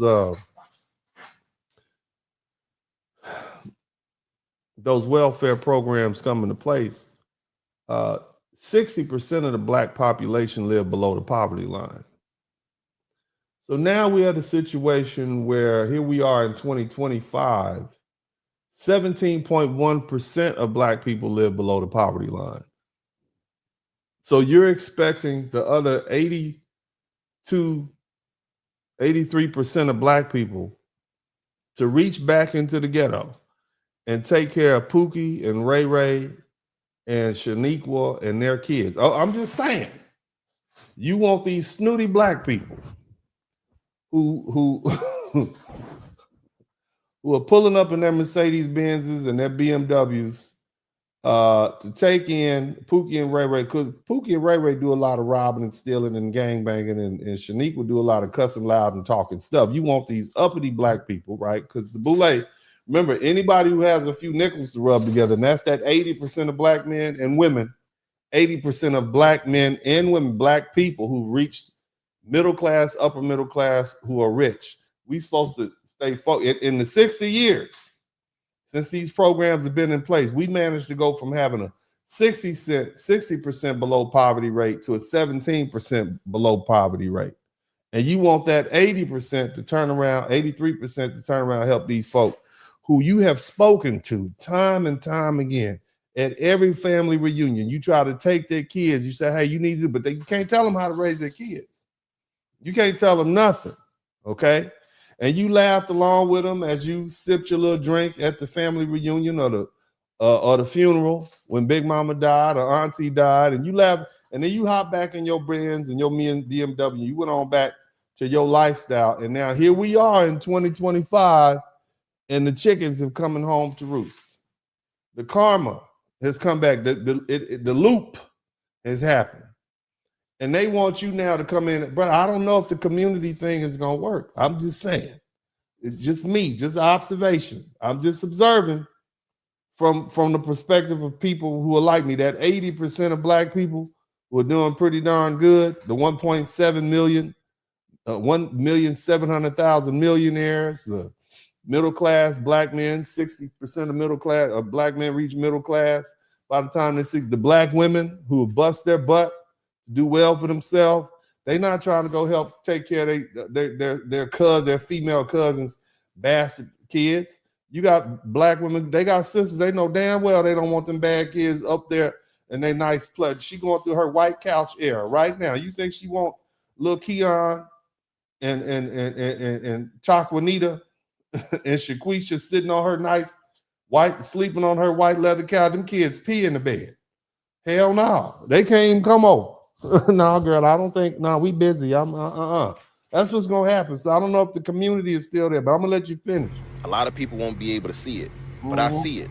And I know that if I see a brother or a sister during that time that's struggling, please come to my house and have a plate. We will figure this out together. But crime will not be the answer to any of this. Hold on, you just open your door and everybody can come to your house. What's this brother's address? I'm coming over there. As a matter of fact, I'm gonna have my menu. I'm gonna pre-pick my menu. We just all gonna show up at your house, but that's very idealistic of you, okay? But in reality, I don't think that's a very effective plan. I mean, it's shout out to you, man. I appreciate you. I feel like you're sincere, and if you all know this brother, y'all make sure y'all go on over his house and eat all the food that he has. Don't leave anything. Scrape the pot and leave. That's what I want you to do until he realizes how this was probably not a good idea. But we're gonna go ahead and you have to let these white people in these neighborhoods. I'm gonna tell you the truth. Rich white people in rich communities use food stamp cards. That should tell you that obviously they're not making enough money to live with the Joneses. They got these big ass houses and driving these rich white people. All the rich white people on food stamps. Brother, are you sure, brother? Are you sure the rich white people on food stamps? I don't know. I don't know if they got the black card and the EBT card. I don't know. I don't know, brother. Maybe your perception of what rich is off. Maybe I'm just saying, maybe you just assume all white people are rich. Maybe. I don't know. Maybe that's something you need to think about. But God bless you, brother. Keep going. X7 Beamers as if they really doing it, living beyond their means. This is who this is truly going to impact. I made a video rich white days ago talking about why black rich white people going to be affected by these EBT cards shut down. I don't know, brother. I'm gonna respectfully disagree with you. People aren't moving into action. What's going on with somebody else? Go ahead, because brother just rambling a little bit. Let's see what else somebody else. Y'all need to quit fucking. Y'all need to quit fucking because what you mean? The way y'all so scared about these food stamps not being around, a lot of y'all hoes will not be able to take care of y'all kids. The government just poof and went away. Poof. She said poof. Go ahead. Did she say y'all need to stop effing? Is that what she said? Go ahead. Because y'all too scared for me. If the government didn't feed me today, I would eat today. We know you gonna eat, girl, baby. We know you gonna eat good too. We can tell. I can tell. Something tells me that you gonna eat good. Something tells me that you gonna eat. And I'm not boasting or bragging because, bitch, I done got food stamps, been on food stamps in the past, and will get them bitches again if I need it. Your lashes look like you're doing good for yourself. Same time, like when you have children, that's the government assistance should not be the only way that you can take care of your children. You need to be able to provide for them in case the government shut down like what it's doing right now. All that relying all your parents on the government is just crazy. You think she ain't gonna let nobody live at her house? I can tell you that right now. See, she's one of the ones I'm telling you about. She got all food. You think she gonna let some of her cousins and relatives come live with her after she told them that they was hiring down at the local Jack in Box and the Piggly Wiggly, and that if they took a little training, they get a little job. She ain't hired. She ain't helping. You shouldn't be okay. They're not gonna provide. Why your first option is you gotta steal?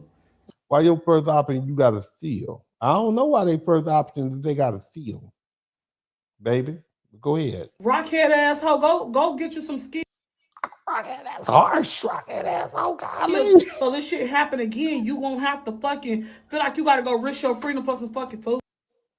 Yeah, because she got food. I can see now she ain't gonna starve. Now, the thing is, it's a lot of people that got a lot to say about this. There's a lot of opinions about, folk, and they are not really that sympathetic. Okay, I'm just saying. Having an aneurysm over people losing their food stamps on November 1st. Why, Karen? Come push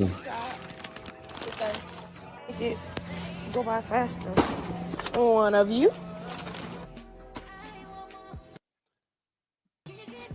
This what I pick. Not a vegetable in sight. Not a vegetable in sight. Ooh. Prize. Oh, $382. How about this instead? If you're on food stamps, you get a pre-selected box of meat, bread, rice, food staples, and fruits and vegetables. No more handing you a debit card filled with other people's cash for you to go load up on Oreos. Yeah, the goal here is to keep you from starving because taxpayers do not need to bankroll your junk food pantry or your health problems. I know damn well the rich ass black community ain't crying over food stamp benefits and welfare money. I just know the rich ass, designer wearing ass, trip taking, wig wearing, nail wearing, lash Cadillac driving, 3 chains on, Rick Owens stepping, airplane flying, Balenciaga stepping, new shoe drop stepping. Woo! 1942 and Don Julio buying. Yeah, y'all do big be timing. Black community and crying over no motherfucker. And crying, because I mean, she right. She got a good point. We out here stunting and flossing like we got it. You got it, huh? You got it. You got it. Your kid got all the new Jordans on. Your kid is rolling, but you got them food stamps. You be flossing, taking videos of your basket full of food. Now you crying. Baby. Go ahead, baby girl. Go ahead. Food stamps. And I'm gonna tell you, she ain't letting nobody live with her. See her right here? This one right here. You better not call her up with all them kids talking about can we come stay with you this week until your check comes. No. This is what I'm talking about. And welfare money. Next month. I'm sitting there realizing something, man. With them talking about canceling the SNAP benefits and the programs and stuff, and people gonna get their benefits for November 1st, it's gonna hurt the American people. Yes, it is, especially women with children or men with children who actually depend on these programs to help them out. But you know who's really gonna hurt, guys? Who's gonna hurt? It's gonna hurt them damn grocery stores for the holidays because they won't be able to sell their product. You gotta think about this, man. A lot of those stores, they stock their shelves full of fresh products. They put all that old ass stuff in front and put the new stuff in back because they know the first is coming. Nobody's gonna be paying attention to the dates on the food. They're just gonna be throwing stuff in the carts happy. Somebody said they got a bunch of Balenciaga beggars. You realize that it's gonna hurt those stores, the truck drivers. Louis Vuitton losers. Oh, no. The economy, everything. It's not gonna just hurt the people who do not get the benefits, guys. This is way bigger than that. All those store giants are going to be hurt. You see the steaks cost $80 for 2 steaks. $80. Those steaks is going to be down to $1.99 next month. I can't wait. I'm going to get in line and be right there getting me some T-bones and some bone-in steaks. You got to drop the price. Okay, Keisha can't buy them no more. All the prices are going to get lower. They charging $54 for a bone-in T-bone steak. I'm getting my own. I'm going to cook it in my backyard. Okay, but the prices need to drop. Y'all got a little too high. I promise you. Just watch and see, man. I'm watching. They think they're hurting you, but watch what's going to happen. Just pay close attention to everything that's going on around you. You know what they say, when you walk into a room, you have to read the room when you walk in. Don't just walk in and just be dumb as hell. Walk in and read the room and see what's going on. Wait till next month when people don't get those benefits. Watch what happens to those stores, man. Watch how everything goes on sale. That meat gonna sit there. Walmart has been making millions of dollars a week, a month off of EBT. Okay, because that's who shops. You know, fruits and vegetables don't hold up at all. You know they ain't buying no goddamn fruits and vegetables. Stop lying. You know they are not. They are buying bags of French fries and pre-cooked chicken wings, sir. You know that. Longer period of time. And those rich people, they ain't finna be buying that stuff. You sitting there talking about rich people and you got a big old chain. Why don't you sell that chain to help these poor people? That's what you need to do. So, you know why? Because rich people don't shop on the 1st of the month, man. So I'm gonna tell you something, man. It's gonna be okay, man. All of y'all panicking, thinking y'all ain't gonna get y'all stamps and this and that. Everything's gonna be okay. I don't know about that. Word, man. Thanks for watching. He's hopeful. He said everything's gonna be all right. I don't know if everything's gonna be all right, brother. I don't know if everything is going to be all right. But what I do know is a lot of people with different backgrounds with a lot of opinions. Us taxpayers fund. And now that the government is shut down and there's a possibility that you're not going to get your food stamps for November, you then come on this app and threaten to... It's not a possibility, baby girl. They are not going to get their food stamps on the 1st. Okay, and it's a Saturday too. Ooh, that's the day they go shopping. Nah, go steal and beat up loss prevention if they try to stop you.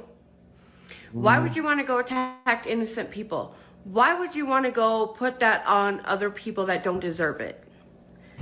Because they're entitled. Okay? And then you say that you're willing to do whatever it takes to feed your family. Except get a job. They're willing to do everything it takes to feed their family except get a job. Explain that. That don't make sense. Okay? That does not make sense. Then go get a job. That's what I was saying. Because guess what? You go steal, it's just going to ruin your record. You're going to end up in jail. Your kids are going to go to foster care or family, possibly go to prison. But see, they feel vindicated because they feel justified because they've been led to believe that they're entitled to these things. They feel like they're owed something. Okay? So that's why they don't mind crashing out, going to jail. They feel justified. I'm justified in doing it. That's how warped. That's what happens when you give people things for free. Okay? The minute you take it away from them, they feel like something's being taken away from them. White supremacy, racism, white privilege. The minute white privilege is taken away, right? You feel like something's being taken away from them. That's what we're dealing with. But let's go ahead. Back on. And then what? Us taxpayers are still funding your food and your housing while you're in jail or prison. At least they'll be working. Why would you want to go to that? Like, what makes make that make sense? There's no sense in it, Becca Line. Yes, I get that you're worried that you're not going to be able to get your food stamps, but go get a job. They don't. Instead of I can't talk. Making your threats online, you could use that time to fill out applications and get a job so that you could feed your family and do whatever it takes. You don't get what I just said. That seems more logical to me than You're go using steal, logic. ruin your record, end up in jail or prison, lose your kids, and then what? Worry about them kids. Come on, let's do better. What's wrong? I don't have food stamps. You crying because he said you don't have food stamps? I do have food stamps at home. You do have food stamps at home? Yeah. But there's no reason to cry, okay? That is a reason to cry. That baby's got the right idea. Listen, whatever y'all do not steal. Do not steal. If you steal, he's going to have to control us somehow. You know how he's going to do that? By enforcing martial law, which means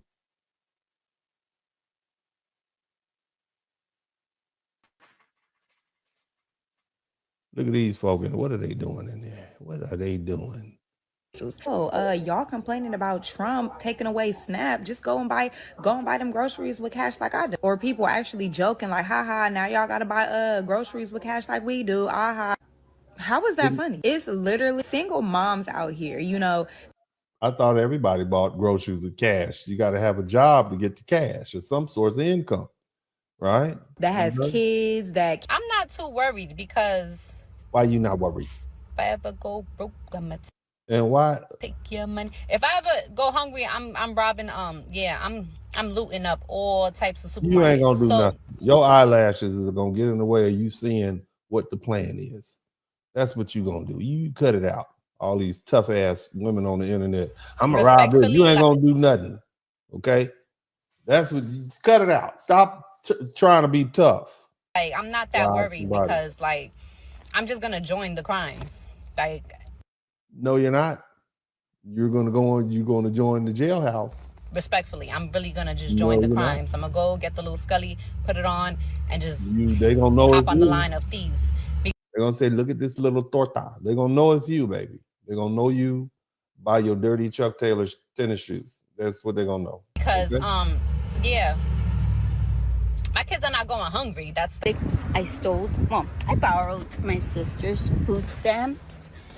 And guess what? I spent $300. No. My sister gets $3,600 in food stamps, so it's okay.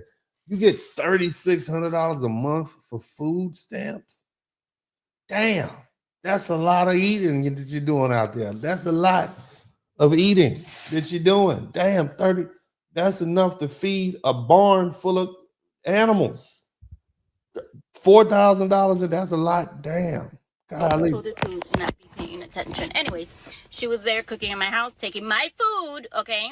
So I went ahead and I grabbed her food stamp card because guess what? Next month with the whole government shut down, we're not getting food stamp, guys.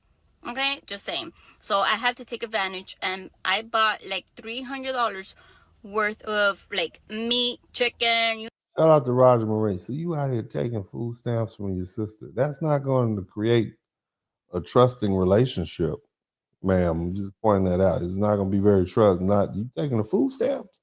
Name it, okay? So yeah, too bad, so sad. She's probably looking for me because she's been blowing up my phone. Like, where are you? I'm like, I'm gonna go shower, but that was like an hour ago. So she's probably like looking for me right now.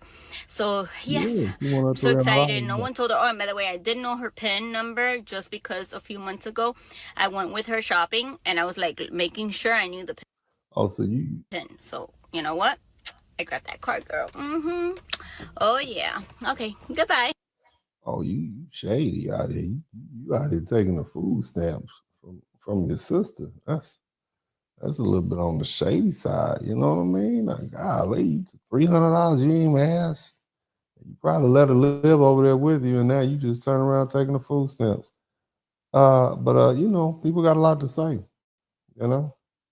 If I see you making videos about how your kids won't have a Thanksgiving this year because you're about to lose your SNAP benefits, but you have your hair done, your nails done, your lashes done, your lips done, and your forehead is frozen as well, then it has nothing to do with the fact that you're losing these benefits and you can't feed your kids.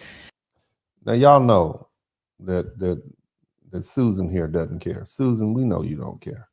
Okay? It's just that your kids aren't your priority. I am sick of hearing this narrative. Now, do SNAP benefits affect a certain portion of the population for people who genuinely need these benefits? Yes. I want you to understand, this little white girl is talking to black people because that's the stereotype. Even they believe that the majority is black people on food stamps, which the reality is the majority white people. But she's speaking with a chest, okay? She's saying, "Well, I'm sick. I am sick. Sick of you black people. I'm sick of you people using my husband works 68 hours a week, okay? And you know, sick." Go ahead. I bet she see like that. Look at her little eyes, close set eyes like that. One of them, look at them eyes a little too close in her head. It look like that one on the right is looking in like that. They supposed to be more in the middle.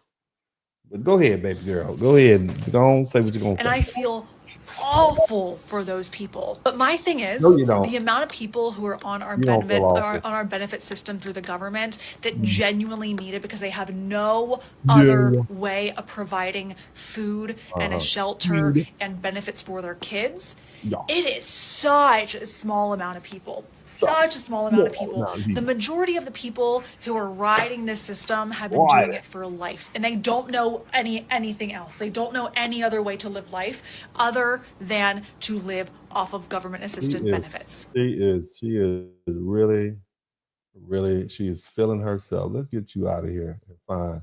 Let's see who else we got. Let's see. Look at this one. This is a good one. I got 9 kids. 9 babies.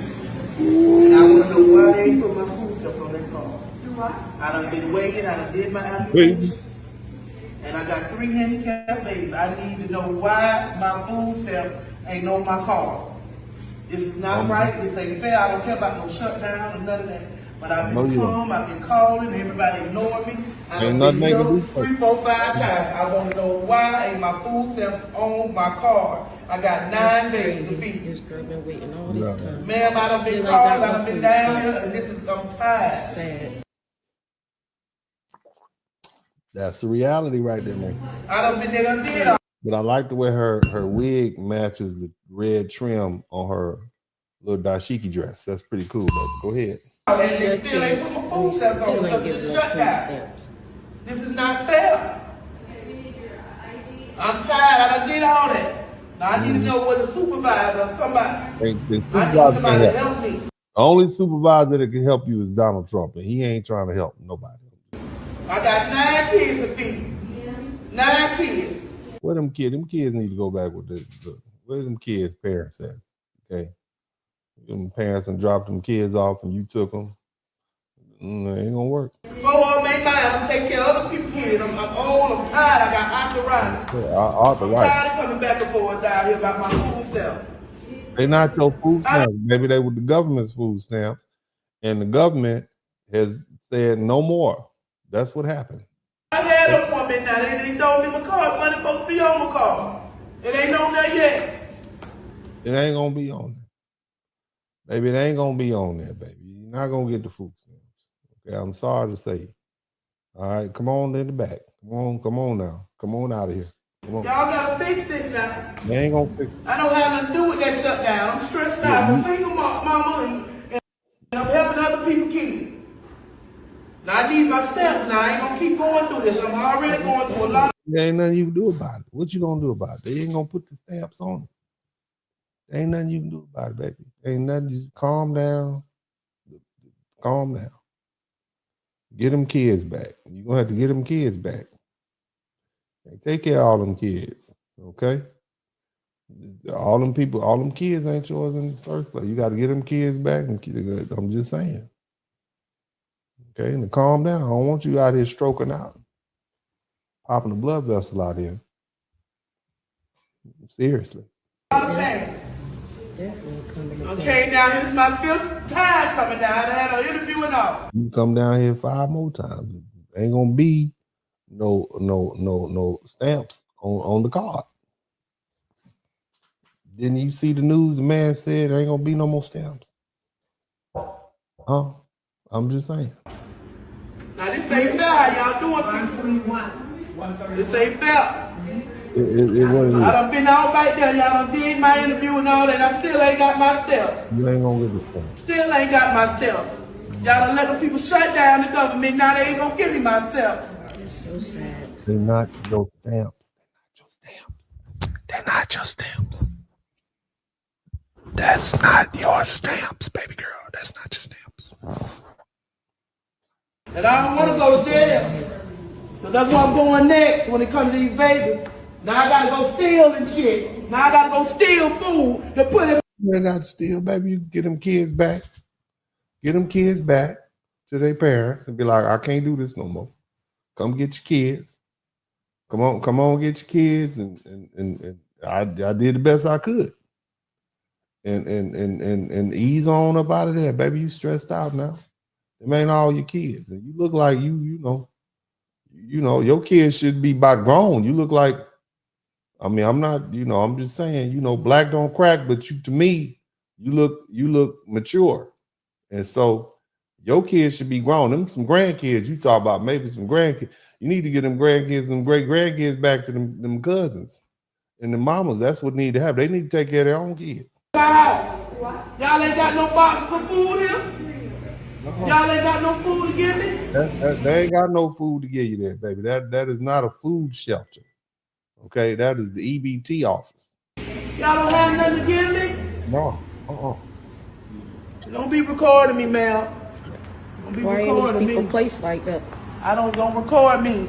You can't be out there cutting up and acting a fool like that and think people not gonna record you. Of course, they're gonna record you. Okay, this is the age of video entertainment. People are looking at you and saying, "Oh man, glad I ain't you." You understand what I'm saying? This is what people are. I'm just saying it's a sad situation, but again, folk don't really care. They really, really, really don't care. Everyone is thinking, I don't care that you're losing your food stamps. I don't care that you're losing your free medical. I don't care that you are losing your free housing. Now y'all. She does not care. You hear me? See them silicone implant lips, Botox. She don't care. That one eyebrow's up a little too high. That's distracting. She don't care though. A little painted on eyebrow lady does not care. Y'all are just getting a taste of what every other person is going through. I should not have to pay to feed you and your 9 children. I'll be the selfish one. My kid comes first in my eyes, not you. I'm going to give you a prime example of how broken this freaking system is. My son was in a very, very severe motorcycle accident involving a tow truck. We were in the hospital for almost a month. As a single mom with no support, and before any of you come at me about the single mom thing, no, I didn't expect myself to be a single mother, but you know what? Shit happens. Being a single mother with no freaking support, that is a month, actually over a month of lost wages over something that was completely out of our control. I was told by case management in the hospital, hey, the only way that your city is going to offer you any type of assistance is if you have an eviction notice. The only way that you're going to get help paying your bills because of these lost wages, because of an emergent situation, is if you have a shutoff notice. You know, this is how broken the system is. You know the system too well. You tried to use the system, couldn't use it. Now you're mad. Go ahead. I work over 40 hours a week. And you're telling me that I'm paying into a system that I cannot benefit from? No. But you want to come on the internet and bitch and complain about losing your free benefits that you've probably been on for 10 plus years on a brand new phone? We are sick of it. We're done. We're sick of it. We don't feel sorry for you at all. Because now you're just getting a small taste of what all of us have been going through for years. So here's an idea. Instead of continuing to pop out children that you cannot afford, get a condom and a job. Because the average American is sick of supporting. Oh, she said get a condom and a job. Oh, man, they are hitting hard. Ooh, it looked like they've been waiting to say these things to folk. They just have been waiting and waiting and waiting for years and years and years to say what they want to say. And they saying it. They are saying it right now. Because I thought my food stamps were supposed to be loading, and there's nothing on there. So I reached out to the office, and there's a recording that says, due to the government shutdown, all benefits are placed on hold, and no money will be loading. So I had a cart full of stuff because I just assumed it was going to be on there like it always is.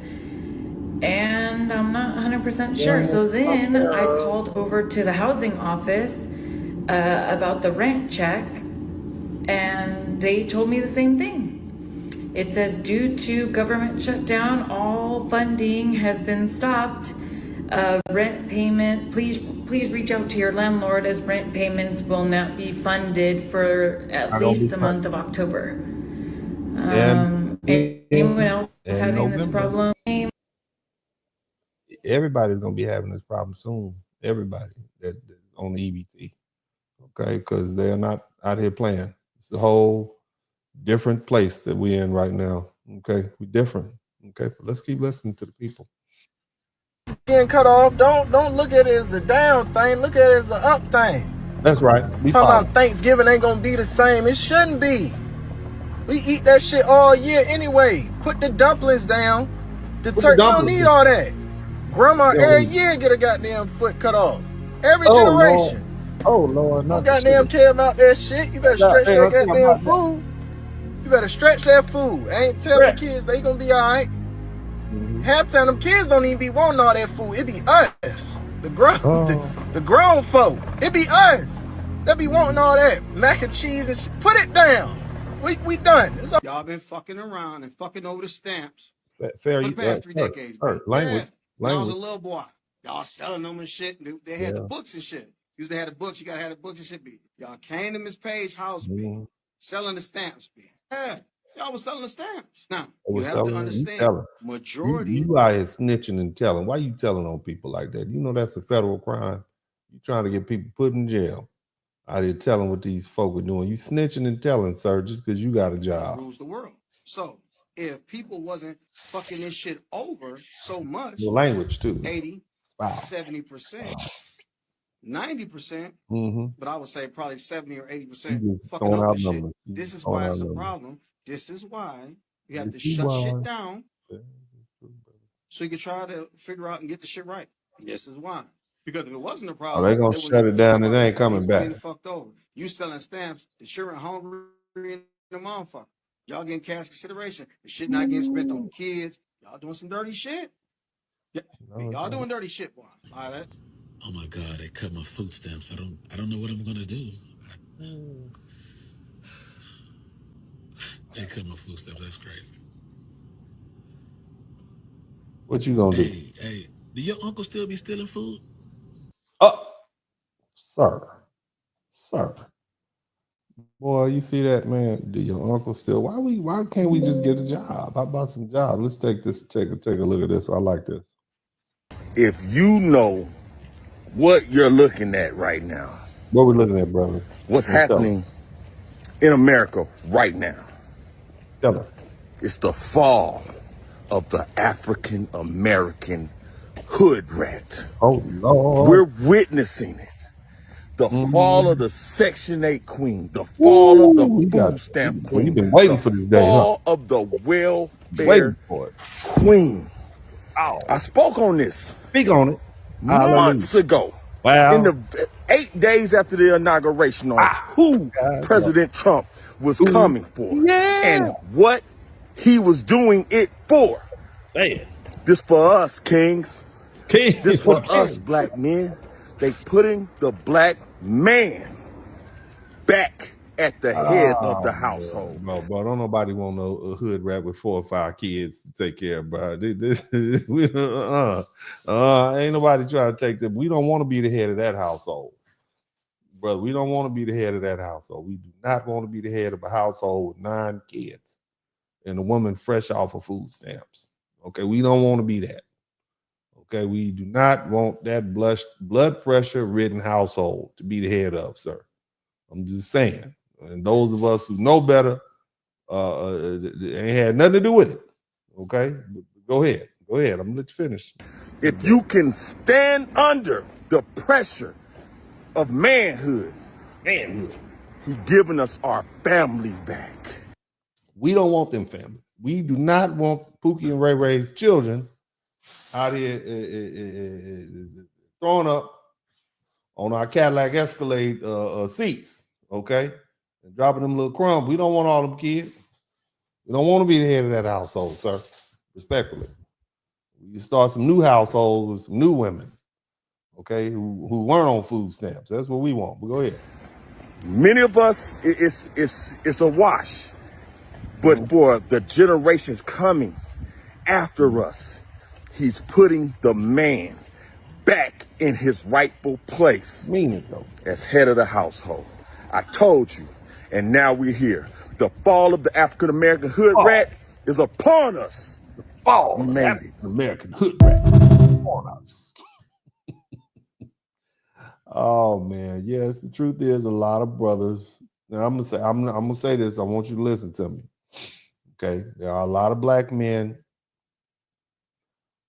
who are, I got to be careful with my adjectives here. There are a lot of black men who are not sad that, you know, because we're dusty, right? They're not sad. You know, us dusty black men, you know, what they call us, what do they call us? They chose the bear. Where's the bear? Well, I want to know where the bear is. They chose the bear, and they said that black men were like bullet bags and all these horrible things. So we are not unhappy. Not me. You know, I ain't like that. But there's a lot of black men who are not unhappy that these lovely ladies are getting their comeuppance. Okay. Now, for some of you all are saying stuff like, well, you know, these women didn't have their children by themselves. I want you to listen, look at what the brother was, hear what the brother was saying, and then look at some of these little stories right here. With twins by my cousin baby daddy. She thought shit was sweet. Yeah, I got my get back, boo. You got pregnant by my baby dad. Now look at me, pregnant by yours times 2. Yeah, so they just playing the game out there. Getting pregnant and playing the game. You understand what I'm saying? I know firsthand that when these kids are used by their parents from getting government assistance for them, by the time they're 18, they have nothing to give these children. I know that firsthand. I know someone who lives in a studio apartment after using her kids. I know firsthand that when these kids are used by their parents from getting government assistance for them, by the time they're 18, they have nothing to give these children. I know that firsthand. I know someone who lives in a studio apartment after using her kids. Okay. So again, since we talking about canceling the party, yes, I canceled the party or tried to cancel the party because Since you told Juanita that Macia canceled the party, I tried to cancel the party because bitches is funny acting with my kids.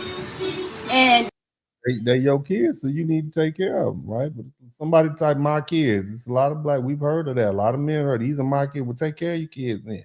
But go ahead. didn't invite or wouldn't pay for my kids at TJ's party. She didn't want my kids to be at TJ party, so she said she wasn't going to pay for them. So, bitch, I'm going to cancel your son's party. Fuck do you mean? Stop playing with me. And you didn't want.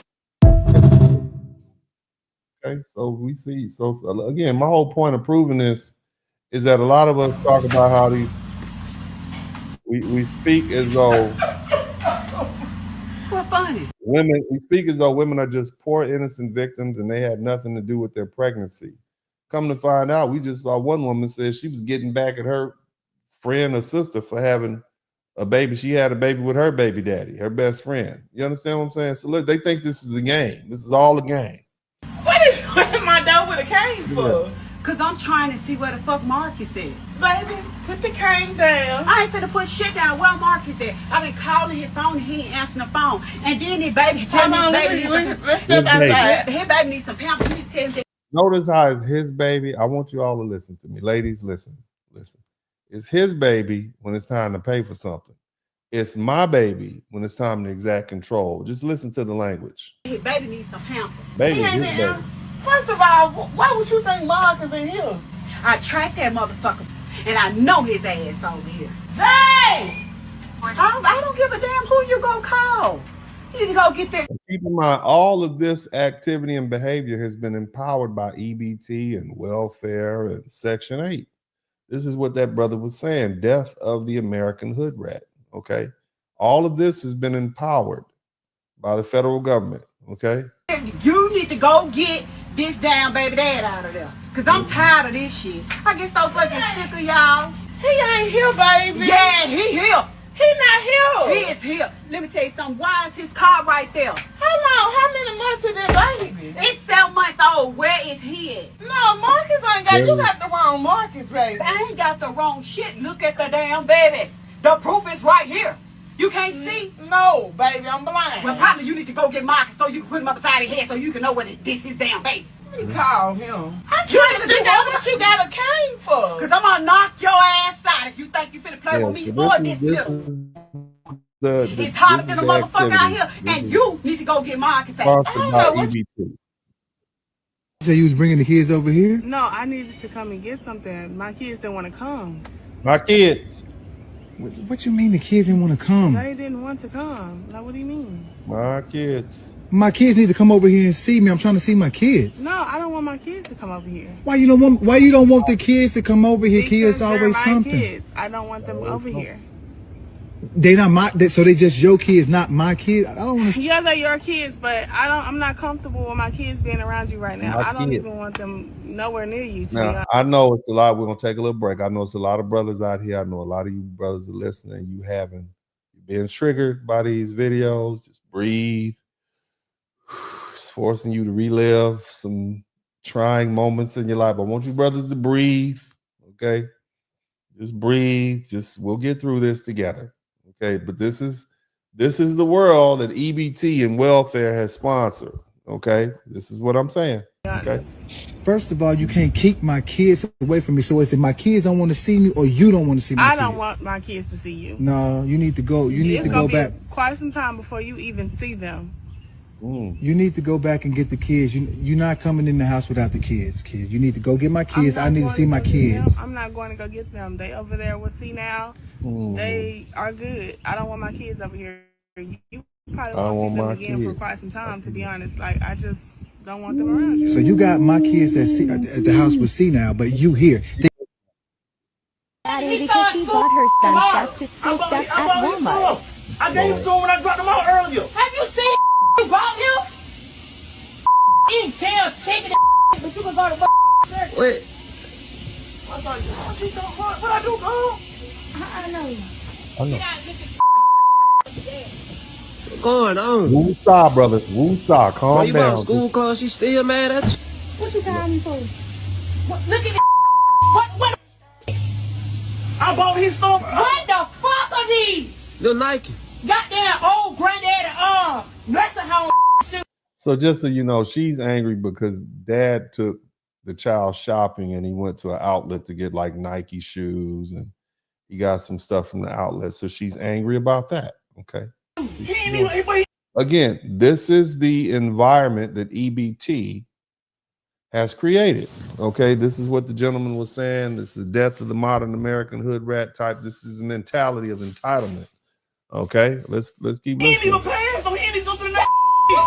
You got but I mean, I want you all to keep in mind this is a very small percentage of the Black community. However, it is a vocal part of the Black community. And unfortunately for us, the cameras put these images on.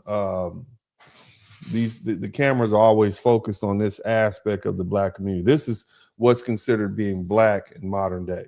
He ain't got a pass. He ain't got no pass. What All right. Tighter, wider. Let's keep on pushing. You got draws like this. Forward. We do the same draws. Skid mark draws. Let's move forward. Triggering. And I'm recording this shit, so you can act the fool if you want to, because this is going straight to court. Let's go, Quan. Don't touch my son. He is with me. Let's go, Quan. And snatch him from me if you want to. Let's go, Quan. Exchange time is 6 o'clock. It is 6:20. He's not in your custody. If you want to file a police report, you can. I am. Me and him is leaving. Yeah. No, he's going to leave when the police officer escorts him to you. No, he's not. Yes, he is. And this is what I'm going to ask. This is what I'm explaining to the court. And see, again, this is the power that EBT, see, along with the police officers and whatnot, she wouldn't be talking all this stuff if she needed this man for money and you know, to help provide a place to stay. But because she has Big Daddy government as a husband, you know, she's able to exercise all this undue control and exercise and be as unreasonable as she's being. Okay. And this is the environment that has been fostered in the foundational Black American community because of this outside help. Okay, this is what's happened. The court that I'm dealing with. Why you still talking? Why you still talking? Why is you still talking in front of him? Pass my son to me. I already told you I'm getting a police officer. I don't care. Okay then, so why you all up on me? Now, does that baby look like what do you think that little boy is thinking? Huh?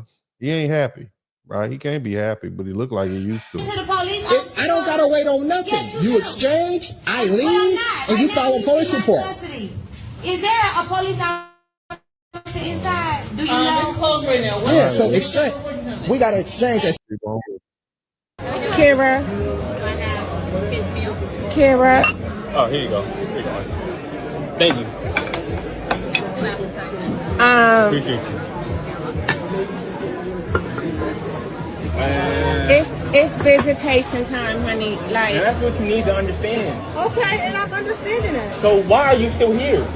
Because I can be. No, you can't. Honestly. So I'm not going nowhere. So Kira. All right, that's cool. Y'all having your visitation?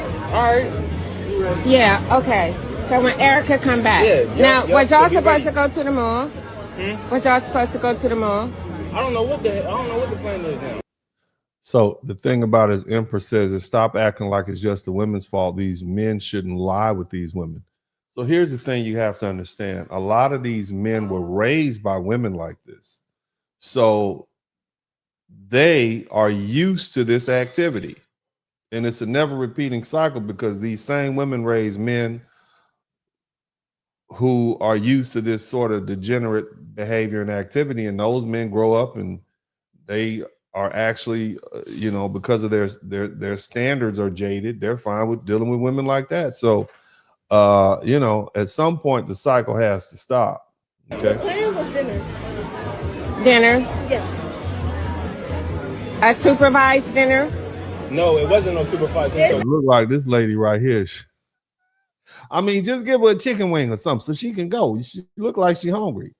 Okay. He's apparently, I guess he's there with his new woman, having dinner with his son, and it was supposed to be an exchange, and she decided that she was gonna hang out and just loiter. Okay, that's what it looked like. She's just gonna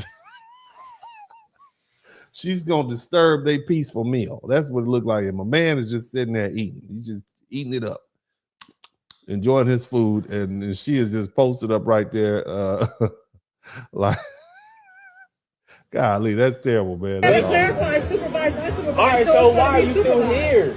Because it's going to be supervised. That's This is not my true. order. Okay, Me. Kira, okay. So no, you're not gonna do that. It's a good vibe, baby happy. She ain't kicking, hollering, and screaming.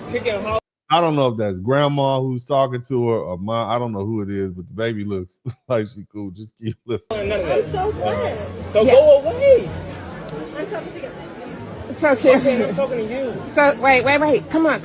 We gotta keep the peace. This is co-parenting. You gotta learn to co-parent. That is not co-parenting, ma'am. That is not co-parenting. That's why you don't let them. You let them drop them kids off at the police station. That's what you do, man. You tripping. You got too comfortable. So let's She's keep not the even peace. supposed to be here. Yeah. It doesn't specify. You slept with her. You decided to impregnate that woman over there at the Golden Corral. You were the one that slept with that lady. And you stuck with you too. Look, brother, you're a little too thin to be sleeping with that big old gal. You can't handle it. I can tell you that now. Okay, that's a big old lady, and you small and skinny, and she look like she can take you any day of the week and twice on Sunday. Okay, I don't know why so many brothers, slender brothers, mess with these larger ladies like that. I'm just saying. I'm not gonna get into that. That's something else for another time. But we're gonna keep it pushing. Let's go. Okay. It don't matter. It don't matter. So Kira, you're supposed to be here. That's supervised visitation. So it's a happy vibe. So y'all could go back up to the board. If we go to the mall, because we got time to go to the mall, right? Y'all gonna come to the mall with us? I thought the mall was Sunday. That was where. Why ain't nobody trying to go to the mall with her? Okay, so we're not doing the mall today. Y'all talked about you weren't supposed to be here and you still here, right? Mall with her. You trying to get money? So ghetto. So listen, I just asked my daughter's dad for some money for some groceries. And what did he say? And then I followed up the text message like, or you could just pay for the pickup order, so he don't think that like I'm asking for money for other stuff, like whatever. This man responded and said, go post the ad and suck some dick for it. Okay. That's what he told you? Go post the ad. Ooh, yo, what did you do to that man that got him mad at you? He told you to go paste the ad and go give somebody we'll just give them some of that laughable. We'll say that. That's what he told you. That is cold-blooded. You smiling about it. You got a great attitude. What did you do to him, girl? Because he's clearly angry with you. What did you do to him? You got it. If you ain't got no kids, just hold on for a second. Yeah.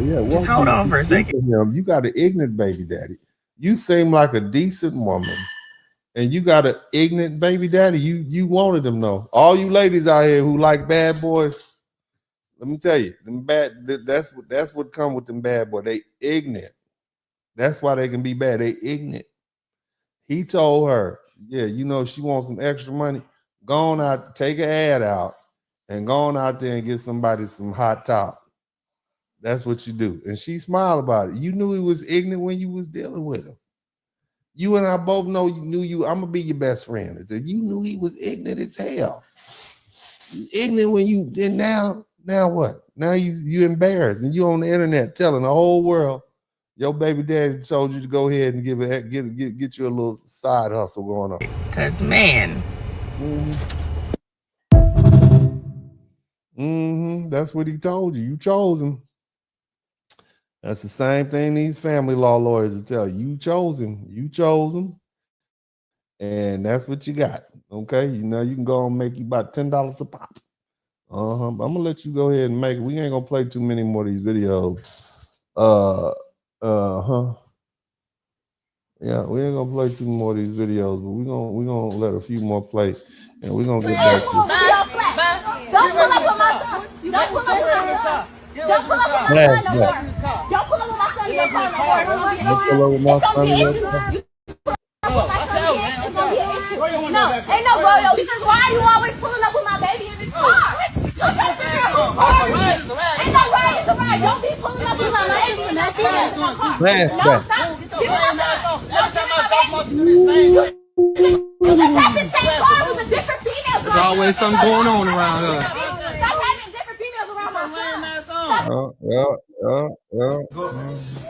Okay, and that's wrong because he usually buy your brother's shoes. But look at this petty dude. That got nothing to do with me, man. It do get something to do with my kids, man. Them is not my kids. Okay, but guess what? When you was with me, you was bad shoes. I'm not with you though. You know what I'm saying? Okay. I'm not with you. But I'm taking care of my son. Anything outside of that, I do not owe you that. I do not owe them nothing. No, none of that. What are you talking about? Yeah, just like a petty dude. Just like a petty. Yes, you will. Matter of fact, you got dude laid up in here with you. He need to be taken care of. So she mad because he won't buy all of her kids shoes anymore like he did when they were together, and she got a new man laying up in the house. It got nothing to do with you. You do. You right here paying attention. You do. What you talking about, man? You don't know about nothing, man. And I just want you to know she'll be the type that'll get on the internet and call all black men deadbeat dads. I'm not saying it's true, but I'm saying this is what they do. You see what I mean? And this is why you have so much issues in the black community right now. And all of this is powered by what? Big Daddy government. Telling these women, you strong, independent, don't need a man. Here's $200 a week. Hey, I got don't it. go there. Don't even go there. You better go before I ain't trying to hear none of that shit. Yes. I'm gonna do what I gotta do for my kids. Okay, so you ain't gonna. You petty ass dude. I told you that's what I don't like. I don't like fooling with that dude. Look at petty. Yes. I'm gonna do what I gotta do for my kids. Anything outside. Okay, so you ain't gonna. Yeah. I mean, I'm just saying, here's the thing. When you have the federal government funding you and whatnot, you don't even have to be cooperative with your baby daddy, do you? My kids at your wedding. Wow. You think I'm gonna let my kids watch you go get married after you left me? Them kids' life. Month My whole after, damn life. before I had my baby. You left me a month before I had my baby. You had me have all these damn kids just for you not to marry me. You gonna move over to the next woman and marry her. I thought we was past that shit. Soon I bring them getting married, you mad as hell. You can go. They're not coming. God. See, the thing is, look, I'm saying she don't need him. Clearly, she got the government on her side, so she can talk. They're not coming to nowhere. I'm telling you that right now. My kids won't be there. Yes, they will. No, they won't. Like I said, I already got their outfits and shit picked out. I don't give a fuck about You not invited. You not I don't want invited. to go. That's why my kids are not going. Simple. You My not kids- Bro, you shouldn't look, bro. You should have just had your visitation and shouldn't have told you was getting married. That was a mistake. But you got her pregnant a whole bunch of times, and now she on welfare. And you got your new woman who probably got kids herself. I'm not going. I'm not. You going. not invited. My kids ain't going. You ain't invited. You not invited. Remember that. The fuck? And you sitting there mad as fuck because I ain't invite your little stinking ass to my wedding. You can't be, bro. You got her stinking ass pregnant, sir. You talking about I ain't invite your stinking ass to the wedding. You got her stinking ass pregnant, and now you complaining. That's what you end up with, sir. Respectfully, but I'm gonna let you go ahead and keep listening. You pissed off. You don't know what you did to me. That's exactly what I did. You had me the whole. I've been having kids for the past 13 years. Shout I out have to kids, you. but That's what you wanted to do. This is what I'm talking about. All of this could be ended if we like, look, I ain't got no money to argue with you. Okay, we need to get rid of all of this. This is the culture that we dealing with right now. This is the culture. Let's keep listening. For him, you thought he had it all. Now he lost everything y'all had. Gambling, right? And he told me I can't never see my baby. Now you want to bring him back around me? Now you talking about you need a place to stay? It's not happening. I'm not. Look at me and my boyfriend come live with you. No, it's not. Stop playing with me. That'll never happen. My boy. Oh, hell no. I don't want nothing to do with y'all. I told y'all that a minute ago. We only need a leave. Look at. I don't care about none of that, bro. You go sleep outside for all I care. Didn't you leave me? Now you want to bring my baby back around. After 2 years, you said I can't never see my baby again. You moved your house. Now you want to kick it, bro. What's to I'm you? not trying to kick him. I'm just asking me and my boyfriend. Ain't nothing going on. Like I said, bro. Ain't nothing going on. You bring dude to my house, it's gonna be there. I'm not finna play with you, bro. So You can go sleep outside. No, it's a homeless shelter right down the street. Y'all can go over there. I'm not doing that. I'm not going to stay in no homeless shelter. That's all I'm You ain't gonna be there. Well, that's what you going. That's what you. I bet you ain't gonna be in there. You trying to move in there with you left him to go hang out with the new man, and then y'all went broke, and now you back 2 years later. See, That's what happened. You gonna have to do because you ain't coming up here, bro. I knew that you lucky I allowed. No, you lucky I allowed you to come get some of my heat, bro. You lucky. Oh, bro, y'all tripping, bro. You told me no. Stop. No, get back over there. I bet he smashed again. I bet he did talk about let you come up here and get some of this heat.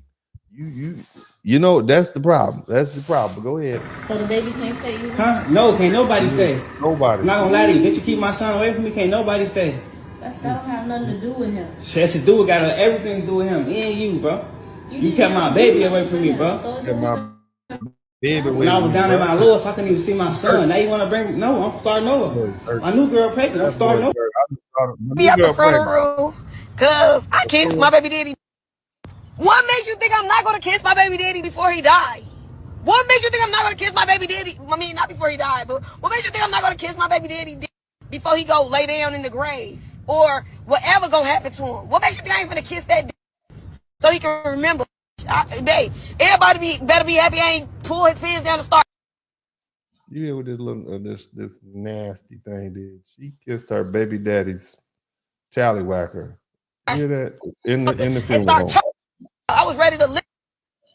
We was gonna get a busted right here in the church. Man, my baby daddy looked beautiful, good as hell. Man, yes, I kissed his I kissed his lips. Y'all, look, I played it out because I already knew what the fuck I was gonna do. So I asked his mama, like, can I kiss him just one time? After I kissed him that one time, I went down for that bad baby. Wait, kiss that because I'ma miss it. Now I'm just saying, all the beautiful, respectable black people, aren't we tired of this hood rat behavior in the black community? For all of you all who have a problem with Donald Trump and the Republicans ending the EBT and SNAP and welfare, that's what's empowering this sort of behavior and activity. You got people running wild and acting crazy because all they got to do is fill out a form and they can do what they want to do. They don't have to listen to their mothers. They don't have to listen to their grandmothers. They don't have to listen to their children's fathers. They don't have to listen to their fathers because they can pretty much do what they want because the government will pay them to keep having children. And so there is no social correction. There is no shaming. You can't tell these people anything. They don't even need a job. You can't tell them to go to school because all they need to do is have a baby, get on Section 8, and they can do what they want to do. This is what's coming to an end. And that's why when the brother said this is the death of the African-American hood rat, he was able to say that with his chest and he meant it. Now, I'm tired of it. And although this is going to be pretty tough, generally speaking, we're talking about EBT cards being revoked and the Big Daddy government watching the Big Daddy government husband betray the black family. But the truth is, if you're on EBT and Section 8, you don't really have a family. It's really just some women with some children. Okay. Now I want to be clear about something. And look, we're gonna get down to this thing. We're gonna make it happen. I'm glad EBT is being taken away. All right. And I think I can speak on behalf of a lot of folk. Now, again, that does not necessarily mean that, I want to see people suffer. I definitely don't want to see black children suffering, and I don't want to see innocent people at all. I don't. Okay. But, I know, some of you all out there clutching your pearls when you hear me say that I'm glad it's being taken away, but I want you to listen to what I'm saying before you react. Okay. I'm glad not because I want people to starve, but because sometimes the only way people wake up is when the crutch gets kicked right out from up under them. Okay. And they got to stumble and maybe fall. See, this whole EBT shutdown and welfare shutdown is exposing something ugly, something we've known but been afraid to say out loud, and that is that the system is just broken and it's being abused. Okay. Here's the thing. There are people out there, and you heard the people say it, people out there who are abusing this EBT and they're misusing EBT like it's some sort of flex, like it's a fashion statement. You see? They are taking advantage of the system. Okay. You got folks who haven't worked a day in years pulling up to the grocery store in brand new cars. They're pushing carts full of steaks and seafood and swiping the card like they earned it. And meanwhile, you got people who are working, men and women, who putting in 40, 50, 60 hours a week, who trying to do things the right way, who can't even qualify for help.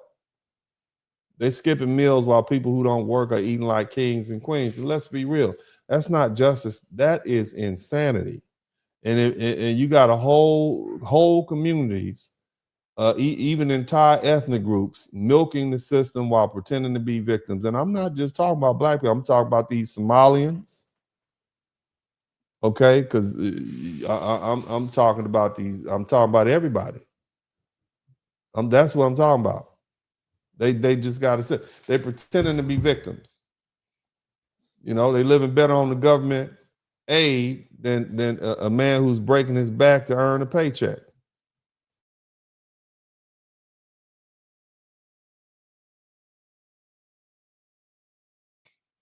I was looking for this photo for you guys to take a look at, but these people are living good. And at some point, we have to realize that that's not look, it's corruption. All right. Here's another thing you got to understand. Nobody wants to say this. Okay. It's unpopular to say this. We're always supposed to couch these folk as poor people who, you know, tough on life. But you heard the one lady said she purposely had 2 kids because she was trying to spite her best friend who got pregnant by her baby daddy. All right. And the thing we need to understand is people, you know, whatever reason, free handouts breed laziness. And the more you give people something for nothing, the more they start believing they deserve something for nothing. And you can't build a strong nation on entitlement. You build it on effort. And now, you know, I don't want you to get this mistaken. I know EBT isn't just for lazy mothers. There are lots of recipients, children, disabled, senior citizens. But let's be honest, there's also a portion of people abusing it, and the government doesn't even track how big that group is. Even the Department of Human Services can't tell you the breakdown between who truly needs this, the working poor, and just the straight up freeloaders. That tells you everything you need to know. The system isn't being managed, it's being exploited. And yes, many of these parents are working, but they're still stuck in poverty because wages haven't kept up with inflation. I give ground for that. Even with overtime, they can't make ends meet. And to make it worse, a lot of fathers, right, they're not putting in what they need. They'll have these kids with these ladies and then they disappear. But here's the thing you got to understand. It's not all fathers. And if I could just speak about black men, generally, most black men, the majority of us don't even have kids until we're past 45. Okay, so how do all these kids, so how is it that we're now being held responsible for other people and their decisions to make children? Okay, but here's the thing, if a father can provide and wants to be part of the child's life, but the mother refuses to let him, then maybe it's time to give those children to the dad. Because if a man is stable and responsible and willing to feed and house his child or children, but she keeps him out of the picture out of spite or ego or just control, then that's not motherhood. That's mismanagement of someone's life. And yes, I know a mother's going to do whatever she has to do to provide for her children. I get that. But I notice what I said. Okay, whatever she has to do. Okay. But I noticed that when they say, hey, I'm gonna do whatever I have to do, that it never includes letting the father raise the child. Why is that? Why is it easier to fill out 30 pages of government forms and wait in line for hours and depend on bureaucrats who don't know your child's name, okay, instead of working out the co-parenting plan with the man who helped create the child? Maybe the real issue isn't the loss of EBT, but the loss of accountability. And if we're going to tell the truth today, tonight, this morning, wherever you are, let's go all the way. If you keep having children with men who can't afford to take care of them, that's not the system's fault. That's your decision. And at some point, we've got to stop blaming politicians, the economy, and the government for the consequences of your own choices, because here's the reality. When benefits stop, you're going to find out real quick, real quick, who your community is, okay? And it darn sure won't be the government. It won't be these politicians. It's going to be your family. It's going to be your neighbors. It's going to be your church. And yes, the men, you shut out your children's lives, okay? See, this EBT shutdown is doing what politicians couldn't do. It's forcing people to wake up. It's forcing a conversation about responsibility, about motherhood, about fatherhood, about self-sufficiency. And if we're wise, we'll use this crisis to rebuild families instead of depending on Washington to save us, because Washington will never do that. Now, I'm gonna hit you guys with something. I want you to understand. When I look at this, what this shutdown is really exposing is something deeper than politics. This whole situation exposes failed parenting. All right. What do I mean? Well, for decades, lots of decades. I mean, we're talking 60 years now. The government allowed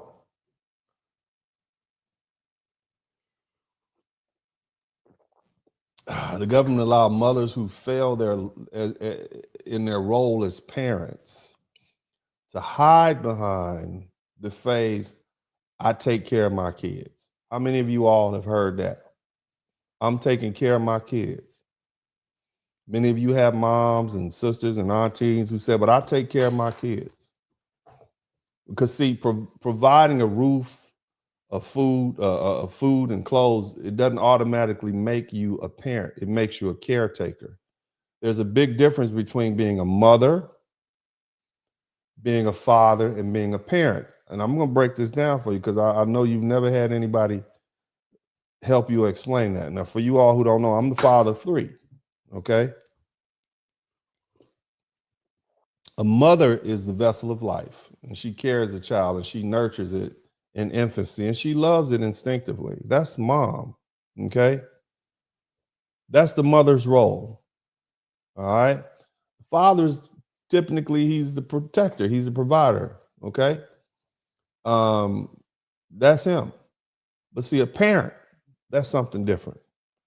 See, you might not necessarily be biologically related to your parent. You might not even necessarily be I'm just saying, a parent, because many of us we got parented by people who maybe didn't even know our mother and father. All right, because a parent is something higher. A parent is the one who shapes a child into a functioning, responsible adult. A parent produces men and women who can survive and thrive and build beyond what they're giving. So you can be a great mother. You can be warm, you can be loving, you can be devoted, and still fail as a parent if you didn't raise your children to be productive, disciplined, and self-reliant. You can be a strong father. You can be hardworking. You can be consistent.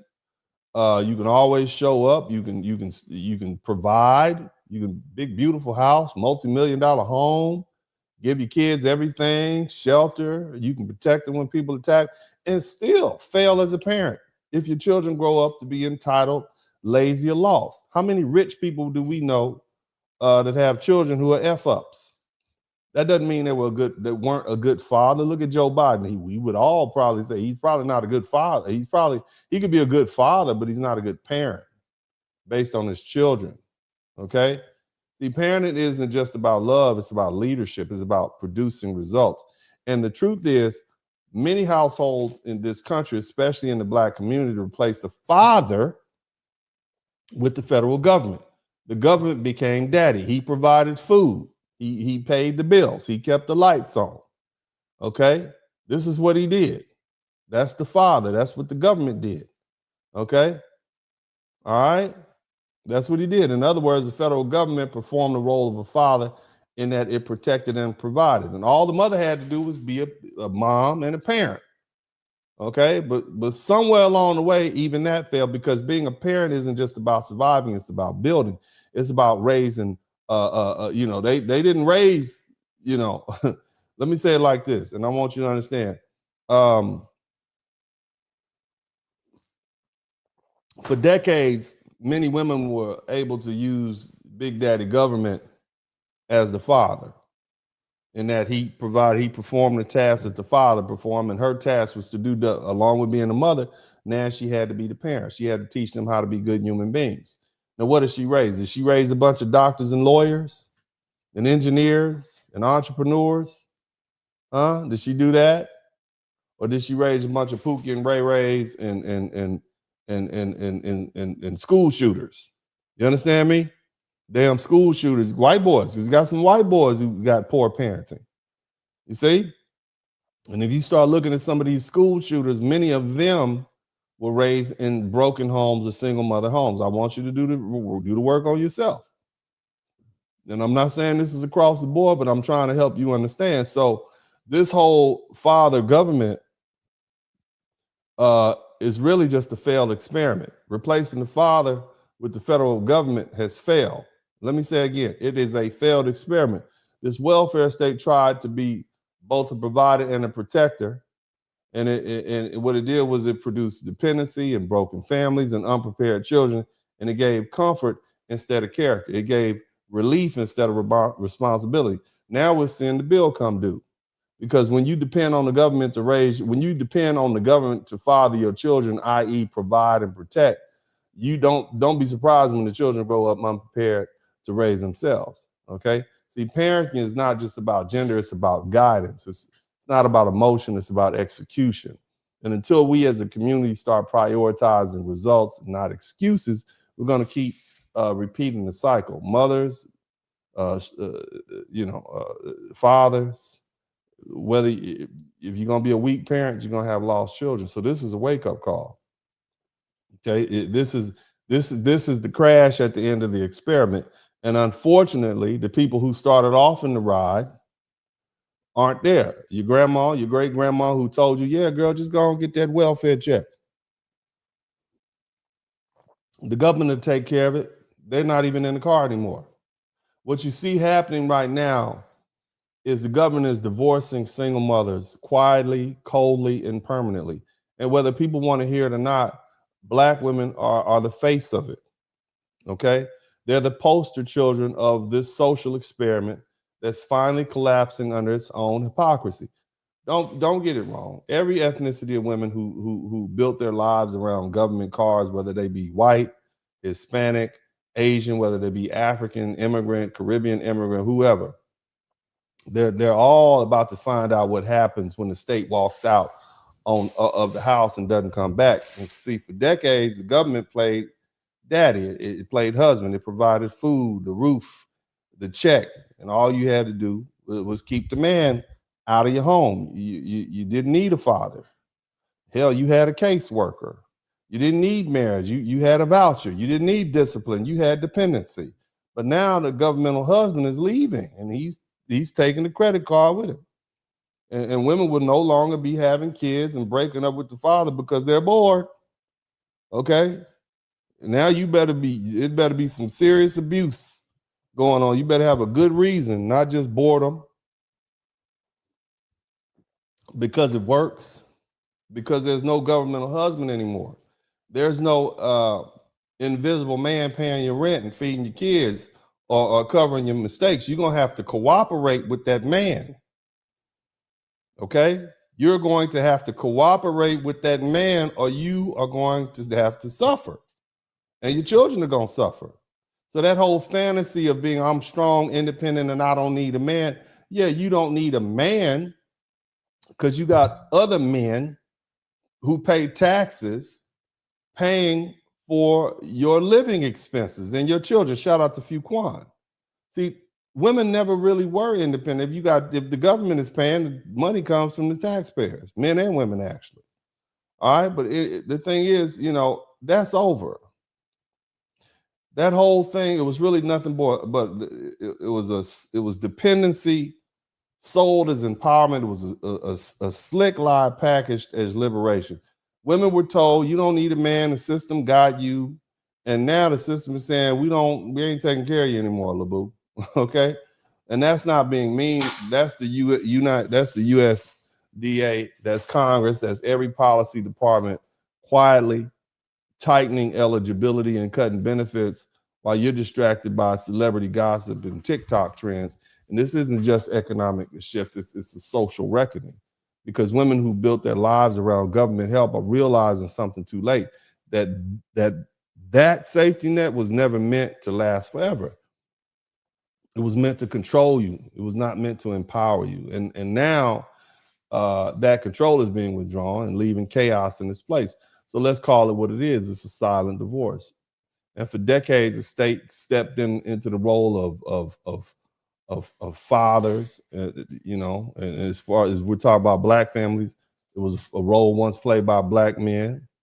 And they said, we'll protect you. You don't need that big, bad black man. We'll provide for you. You don't need him. He's oppressing you. And generations of women believe that. And then Section 8 replaced stability. SNAP replaced structure. Medicaid replaced marriage.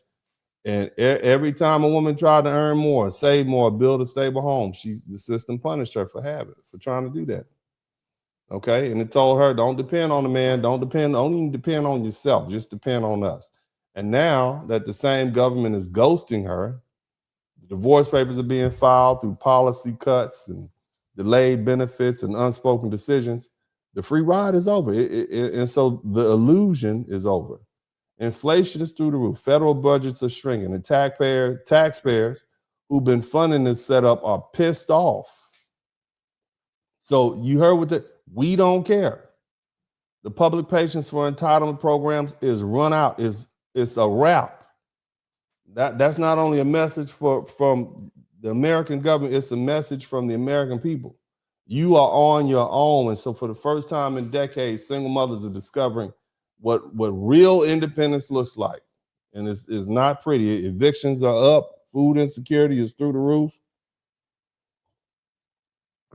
That EBT credit is not going to hit that credit card on November 1st.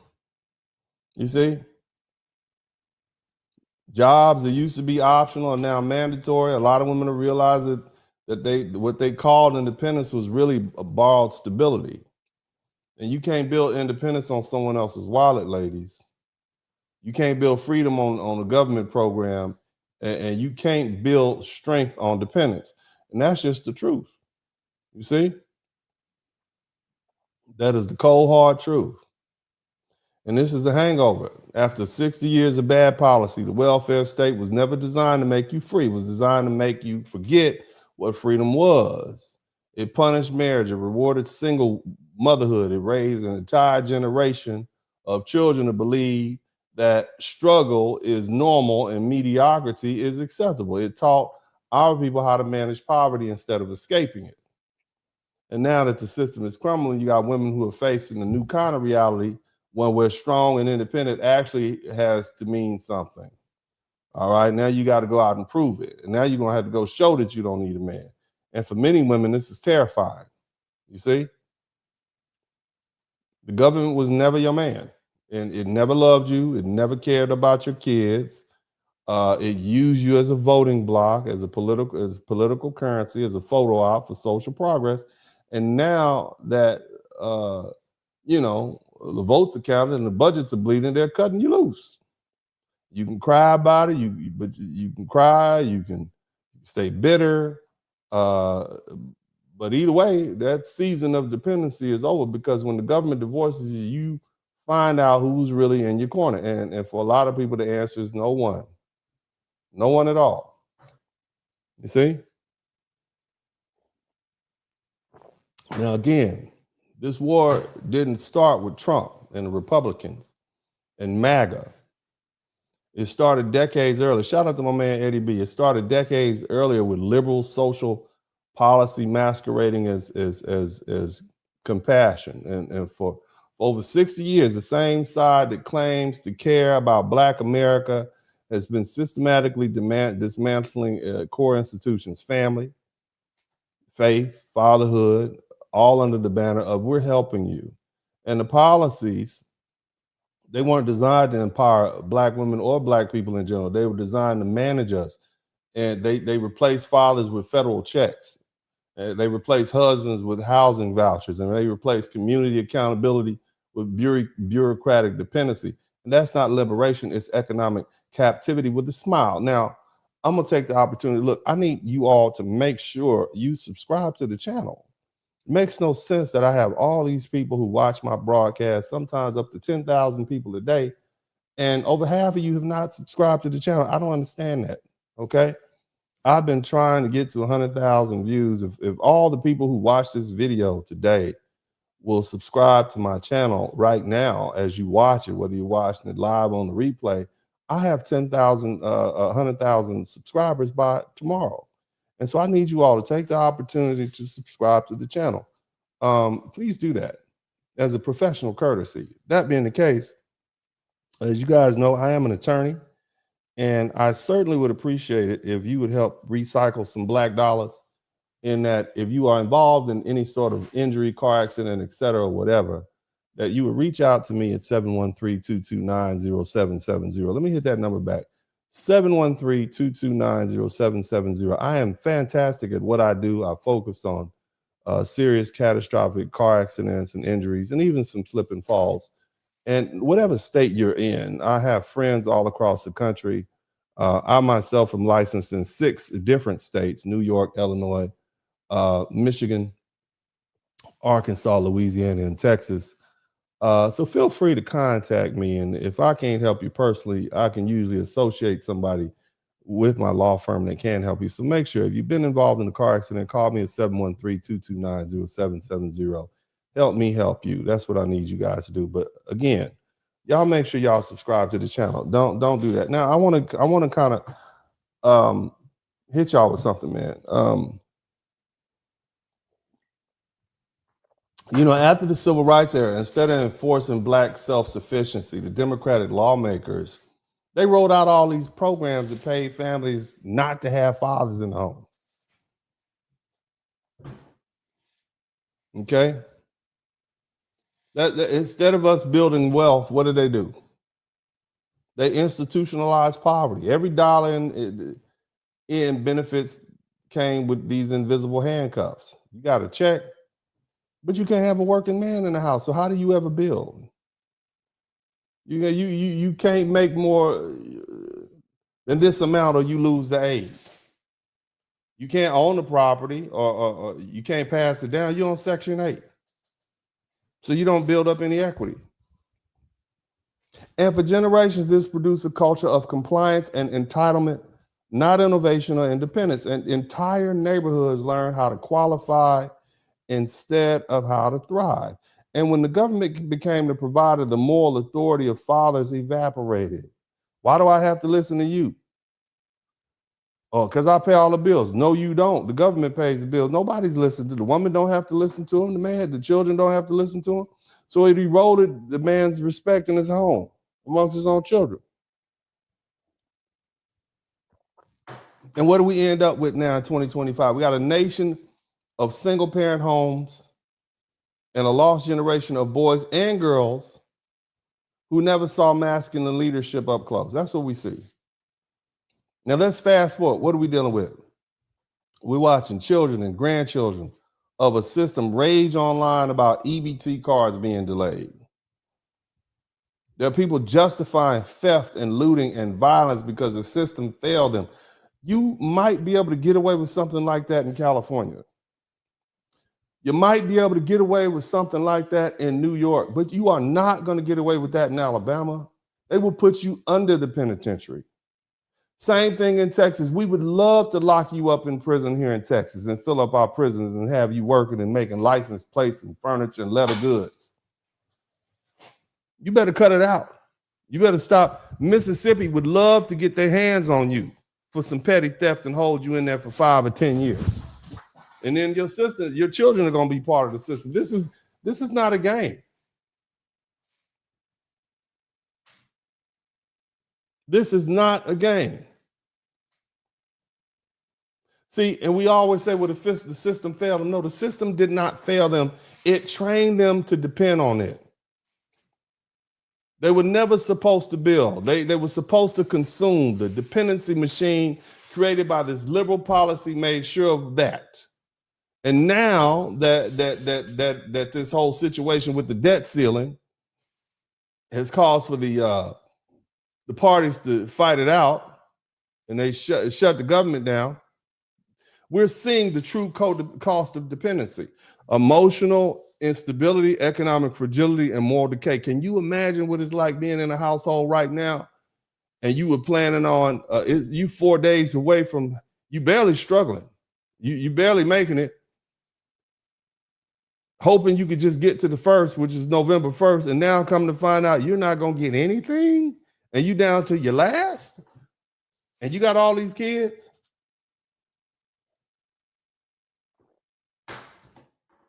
See, this is where we at. We've reached the point where a lot of adults genuinely believe that other people's tax dollars are an entitlement, not assistance. They're mad. These folk talk about SNAP and Section 8 like it was a paycheck that was kept away from them, not an emergency program. Okay? See, that's not poverty. That's learned helplessness. See, there's nothing wrong with ending the generational dependency. Okay, that's not cruelty. It is correction. And the real act of love is to teach self-sufficiency, not permanent subsidy.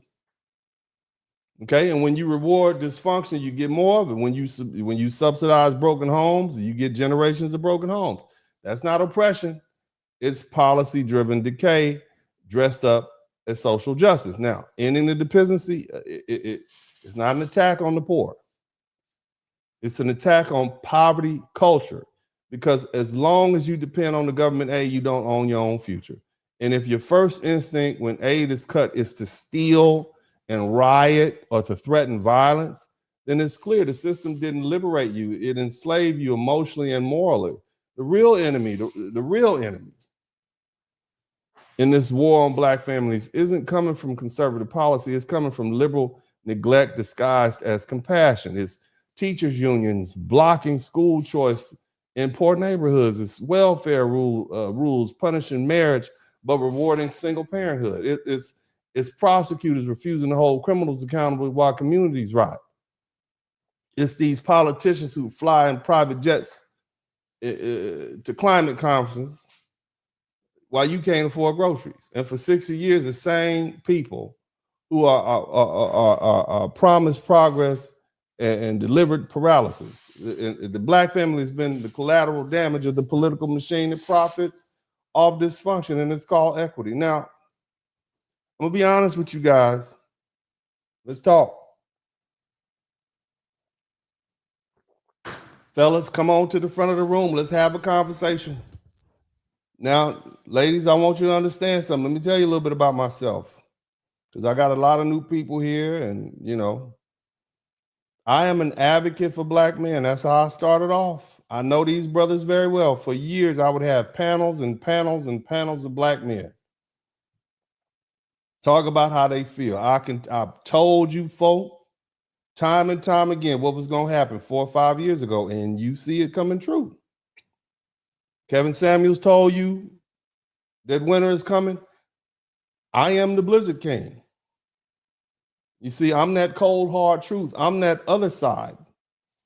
Many of you all don't believe this. Kevin Samuels is actually a very compassionate man. He loved Black people. He wants to see you come together. I'm not that personality, okay? I love you, but my love is different, okay?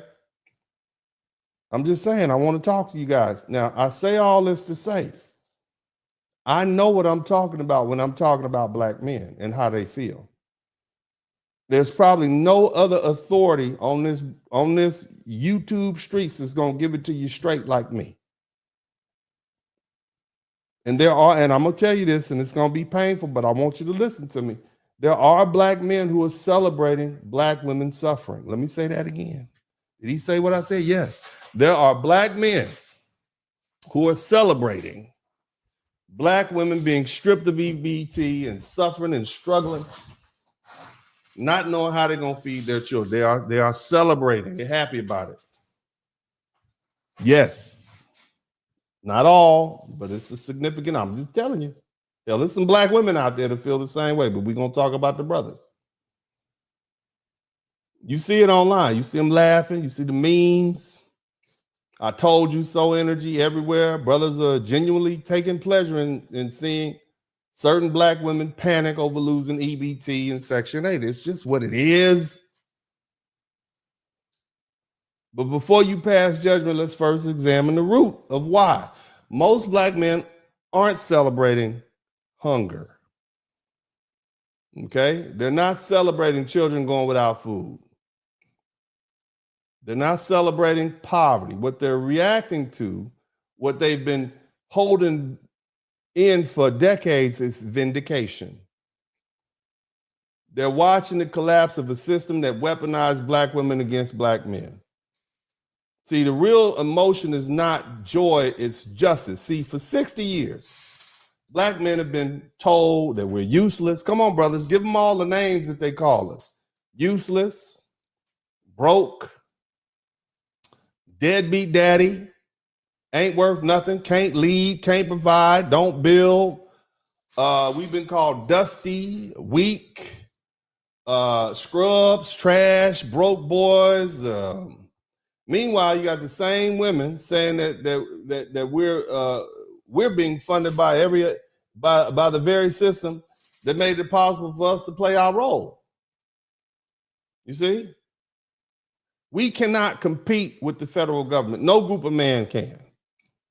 We cannot outspend Section 8. No group of man can. You can't out-provide EBT or free health care.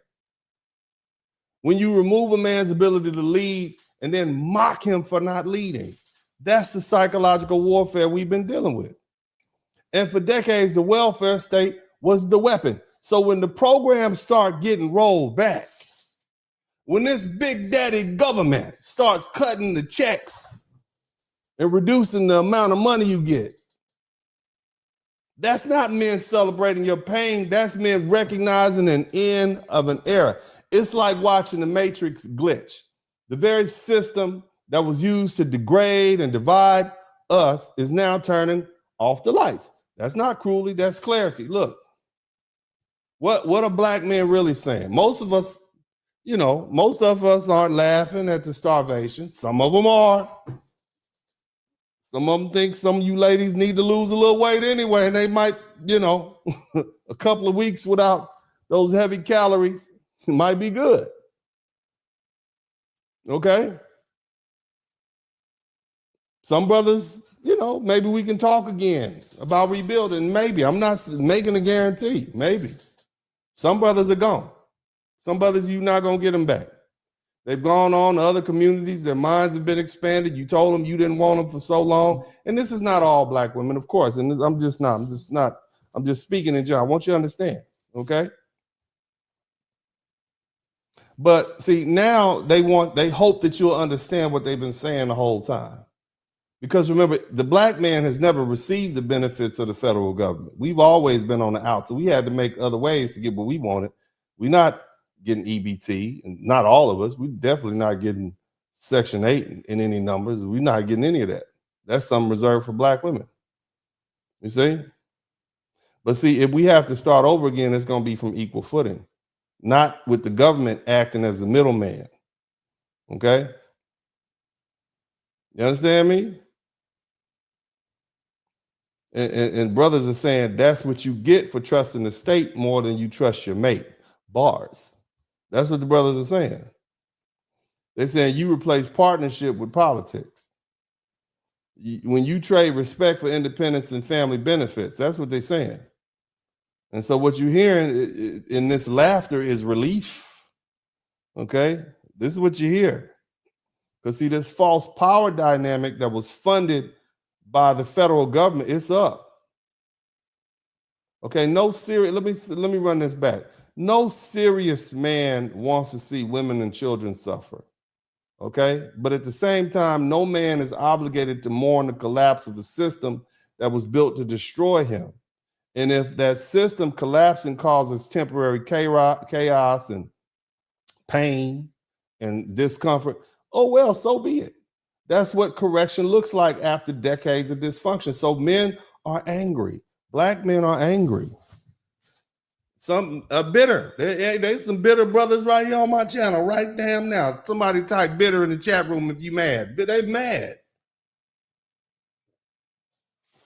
I've spoken to thousands of black men on this page, and I'm telling you, they are angry and they are bitter because you mocked them and you rejected them and you insulted them while the state played provider.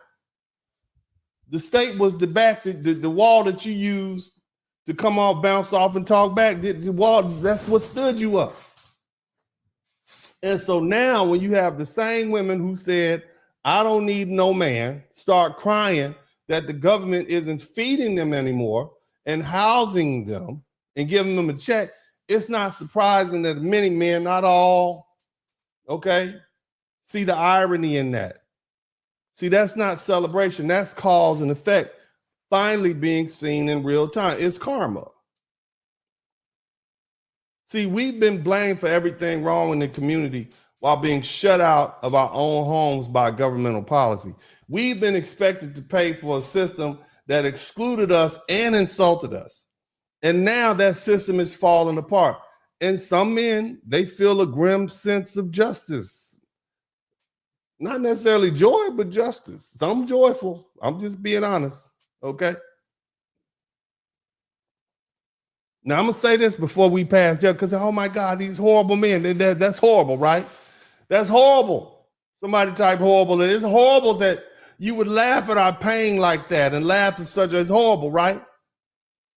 Now, let me say this before you pass judgment. I want you to remember this. A lot of you ladies celebrated the death of Kevin Samuels and you gloated. Matter of fact, there's still people out there right now who are happy that this good brother is dead.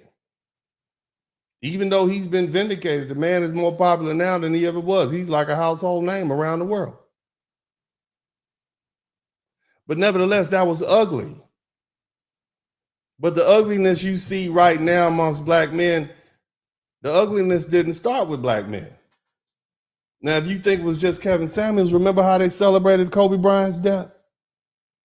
He didn't do anything to black women, did he? He didn't do anything. Only thing Kobe Bryant did was marry some woman at a young age and stay married to her till he died.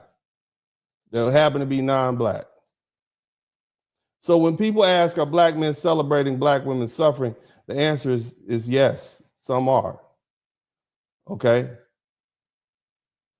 But most are just tired of pretending that the welfare state didn't destroy the black family, and that people who defended it don't deserve accountability. It's not about celebrating, okay? It's about recognizing the truth and finally coming full circle. Now, if you learn something, I should earn something. If you learn something, I should earn something. If I'm not doing my job, fine. But I see we only have 15 super chats, so that means I need to work harder. I need to find something else to do, because I will find something else to do. You understand me? If I'm not teaching you all or you're not learning something, I'm going to find me something else to do. Nevertheless, if you learn something, I should earn something. And I know you're learning something. I'm trying to help you get some understanding. Now, again, and I'm talking for me personally. Let me talk, because a lot of people like to personify my message and make it, when I speak for black men, a lot of people think, oh, that's just him speaking. Okay? That's just him speaking. That's what you all like to do. You confuse me as an advocate for me with how I personally feel. Okay? And I'm going to tell you how I personally feel. I'm not celebrating hunger, and I'm damn sure not laughing at kids. Okay? Shout out to Yaya's kids. Thank you, baby. Shout out to you. See, what you're mistaken for celebration is relief and vindication after decades of being publicly humiliated by a system that subsidized fatherlessness and culture that told us we're unnecessary. And for years, too many sisters said, I don't need a man, the government got me. That was always the backup plan, or the backup plan. If they couldn't get another man, couldn't get stepdaddy, they could always get the government. You see, in that very program that replaced fathers is dark. It proves our point about dependency in center. Shout out to Fuquan. Thank you so much. I'm not cheering pain. We're not cheering pain. We're saying the lie got exposed. Now, not all black women on benefits. Okay, let's get that straight. Not all black women on benefits. Not all these strong, and because see, a lot of brothers say, well, let's go be strong and independent now. But that whole strong and independent moniker was too often used as a shield against accountability and cooperation. Cooperation being the key word. Baby mama is not going to be tripping on you bringing the kids to the wedding if she knows she needs you to come help her pay these bills. Okay, but as long as she has a subset, as long as she can leverage Section 8 and EBT, she can avoid building with the father. Okay? And see, that critique is aimed at that ideology that rewarded going along with your subsidies and allowing you to mock the men, okay? Because you got the government having your back. Now, a lot of these women are saying, well, a lot of these men cheered the 300,000 black women. These same men that are happy with losing EBT, they cheered the 300,000 black men who are lost 300 black women, 1,000 black women to use a job. I don't cheer anyone losing honest hard work. Okay? But I will call out a media narrative that spent a decade crowning this black girl magic. What happened to that? Shout out to Mr. Hunter 5150. You black girl magic, while at the same time dragging black men is obsolete. And see, when the narrative hits real world economics, it's not a celebration, it's a correction. No one is above market reality. The families do better together. That's why I tell you guys, we are better together than pretending one sex can replace the other with hashtags and subsidies. Okay? Now, there are some of you all who believe that these ladies out here, the opinion is no welfare check can replace a working man. All right. Shout out to John C. Evans. And a lot of you folk trying to see, from a better side, you try to say, well, most women would love to have a man in the home providing. That's not true. That's not true, lady. It's logical. Makes sense, but that's not true. Because if it were universally true, we wouldn't have millions of cases where a fit, willing father is sidelined while benefits flow. See, here's an uncomfortable truth. Authority comes with provision. Authority comes with provision. He's providing for you. He's going to tell you what to do. He's going to tell you what to wear, what to cook, what he wants to eat. He's going to tell you how to dress when you're going out at night. He's going to tell you where not to go. Because part of that protection is making sure you don't get yourself in situations that you shouldn't be in. Protection and provision. But see, many women chose the government because it pays without these rules. You don't have to be under the authority of a man. No man can come in the house and tell you what to do. There's no need for shared leadership. If the government is paying your bills, there's no accountability. You can do what you want to do. You don't have any male standards in the home to live up to, and neither do the kids. See, that's the quiet part. Some people preferred EBT card to a man who says, bedtime, baby, you need to go on up there and wash them dishes. Or baby, I don't like what you're wearing. Kids didn't like it either. Bedtime is at 9. Phone down. Grades matter. We're going to save 15% by not doing X, Y, Z. See, that little EBT card never argues. But see, a father will. That's the difference. Shout out to Devin Mitchell. And so a lot of women prefer the EBT card over having to deal with the authority of a man. The other one is that the government destroyed families with more than food stamps, drugs, and policing, prison pipeline. Yeah, that's facts. We understand that the state undermined black families through criminalization and economic exclusion. Yeah, we get that. But this whole EBT welfare was crucial to it. It was crucial. That's what we need to understand. When you take that, you rip there's no financial incentive out of it. And here's another thing. A lot of people don't, what about the kids? You need to have compassion for the kids. The kids didn't ask to be born. You can't understand why these men don't have an overarching feeling to save the why is it that they don't have this overarching feeling to save them kids? How dare they? They must be horrible people, right? Right? Well, here's the thing. Is it compassionate to fund a structure, a political structure or infrastructure that keeps the fathers out? Because see, that's what the black men and all men are actually dealing with it. Real compassion is food today and fathers tomorrow. If a mom is unwilling or unable to co-parent and a dad is fit, give the children to the father. You see? How about that? You understand? And then a lot of you all have a problem. Y'all saying these men are being petty. They worried about women. Women are losing their houses and EBT and Section 8. Y'all focus on their wigs and hair and nail. Well, look, man, look, I get it. But, we get being petty is not helpful. And my issue and most men's issue is not the acrylics, it's the priorities as opposed. It's the priorities. Where are your priorities at? You taking public dollars that are supposed to be used to cover necessities, and you doing what's called discretionary flexing. And it's becoming a cultural message. I'm doing fine without a man. And then the same feed turns around and clowns men as dusty and broken, and now you're complaining because EBT is not coming on the first. You can't have it both ways.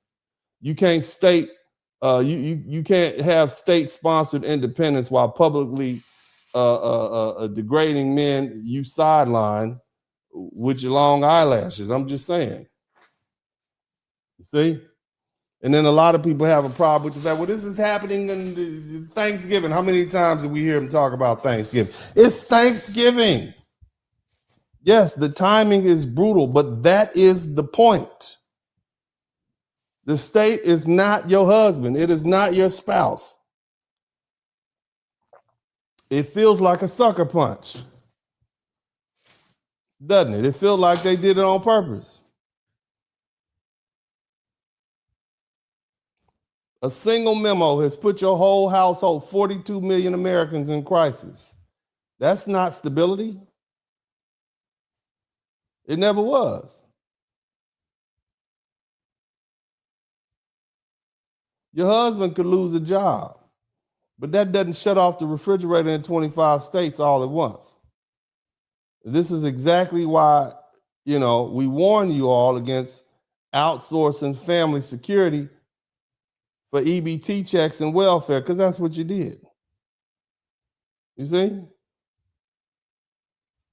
And I get it. It's going to be a lot of elderly people and a lot of disabled people who are needy. We get that.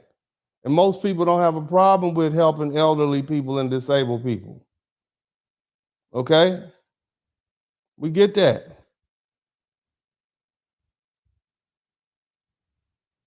But that has nothing to do with alienating fathers. See, the elderly and the disabled and the children are not the problem. They're the reason we need strong families. Because if you have a strong family, then those elderly and disabled people will have somewhere to go. More likely to happy if you got stable families.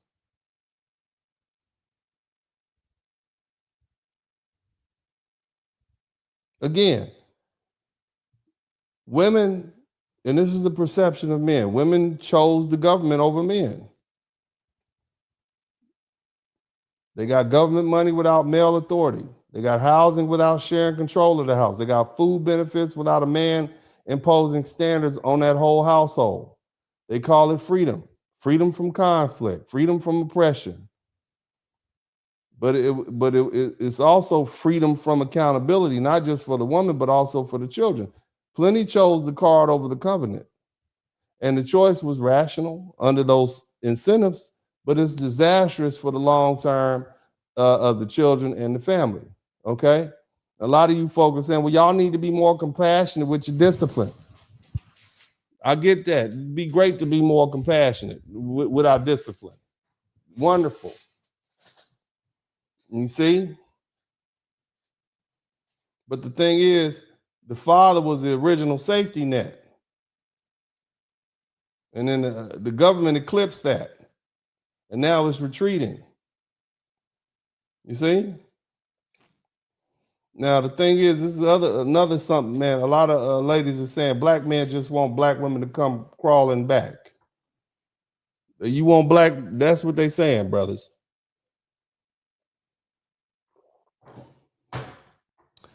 I personally want to see the black family restored. That's what I want. I want to see disrespect retired. I want to end the misandry that grew under the state-sponsored false woman empowerment that spent decades calling black men trash and weak and dusty and not providers, while Uncle Sam played a provider from a distance. See, if the governmental husband is gone, then let's bury the propaganda with him, if we can. You see? That's what I'm saying. And ladies, you got to retire the slander at this point. I don't think any man wants black women crawling around. That's uncomfortable. That's still your woman. That's still your sister. Okay? But if you need a man now, stop publicly disrespecting men. Okay? You need to choose competence and not chaos. You need to pick builders and not vibes. A lot of you choose men the wrong way. Oh, yeah. You need to get some men of substance. You see? And if you can't co-parent with that man, you can't stand to be around him. If that man is fit and willing, you need to stop making him pay child support, okay? And give that man his children. If you can't stand him, you don't like him, go on, give him his kids. That way you don't have to see him anymore. You need to align with reality because these subsidies are disappearing. And working with somebody in partnership is not punishment, it's protection. You understand? Now, the brother said something earlier, and I found it very interesting. This whole thing is a death of the Black American hood rat. And I'm gonna call it what it is. That mentality, okay? It's not a person, it's a mentality. It's a death of dysfunction. It's been glamorized in movies and all sorts of mass media over the past 40 or 50 years, all sponsored by the government. EBT, welfare, Section 8, Medicaid. These were never meant to empower families. They were stabilizers, not sedatives. And they allow people, mostly women, to make reckless decisions with their bodies, without ever feeling the full weight of consequences. Have a child by a man who's not ready, and you not ready. Okay, no problem. The government's got me. Blow through your money on designer clothes instead of groceries. No problem. I'll swipe this Lone Star card. That's not love. That's long-term dependency disguised as compassion. And those policies created multiple generations that genuinely believe that the government is obligated to fund their lifestyle as long as they keep having kids. And that hood rat mentality isn't just about poverty. It's about attitude. It's the I do what I want. And who gonna check me, boo? And in fact, if I make a mistake, somebody else is gonna pay for it. That's that energy. That attitude didn't come from nature. It was nurtured, taught from mother to daughter to grandmother to granddaughter, to reinforced by aunties and everybody else, other female family. No self-respecting person would do that. That's not accountability, okay? A lot of these young women don't even know what a father's role is. It started when mothers stopped teaching their daughters how to build with a man and start teaching them how to survive without one. And instead of modeling family and partnership, they modeled pride. And instead of teaching legacy, they taught independence at all costs, even if it meant raising children in chaos. And now, when the government finally says enough, those same moms are panicking, not because their independence was stolen, but because their illusion of independence was exposed. That's a hard truth. You see? It's a hard truth. Family, nobody disputes that children must eat, no matter what. That's not the question. The question is, who's supposed to pay for it? Is it the people who've already have children on their own? We got to pay for your kids and my kids. What about the people who don't even have children? They got to pay for your kids? People don't even have kids. You got the women, men and women right now, they don't even want to be bothered. They don't want the expense. And they got to pay more money because they're not married and don't have kids just to help you take care of yours. People work hard. People work hard. They pay taxes. They go without. They sacrifice. They live within their means so that they can have a better day tomorrow. And then here you come with 9 kids, and their taxes get raised in their state or their city to help pay for your kids. See, the reality is the working class pay for other people's irresponsibility, and we're tired of it.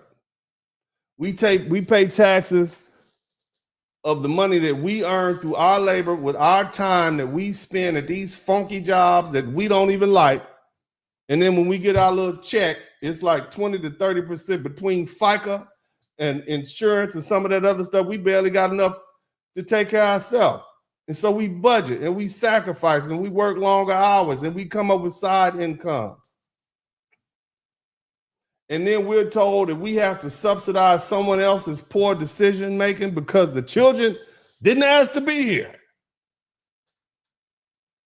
Well, the children didn't ask to be here, but somebody made them anyway, didn't they? Somebody made a choice. Somebody decided to lay down without a plan, without protection, without commitment, and somebody wasn't a taxpayer. And there's a difference between helping the needy and rewarding the reckless. No one's obligated to raise another person's children. That's not compassion. That's coercion through taxation. Look, so the hood rat era is dying. The I can do all bad by myself culture is being evicted by economic reality. The welfare safety net has turned into a noose and the check finally bounced. That's not cruelty. That's correction. When you subsidize back bad behavior, you multiply. When you make dysfunction comfortable, you make progress impossible. So the death of the African-American hood rat marks the beginning of a new chapter, one where accountability replaces excuses and families rise again without the crutch of a broken system. The truth is simple. We can't save a culture that refuses to save itself. And we're not obligated to keep paying for a generation that mistakes dependency for empowerment. Now, I'm going to go ahead and take the opportunity to read these 20 super chats.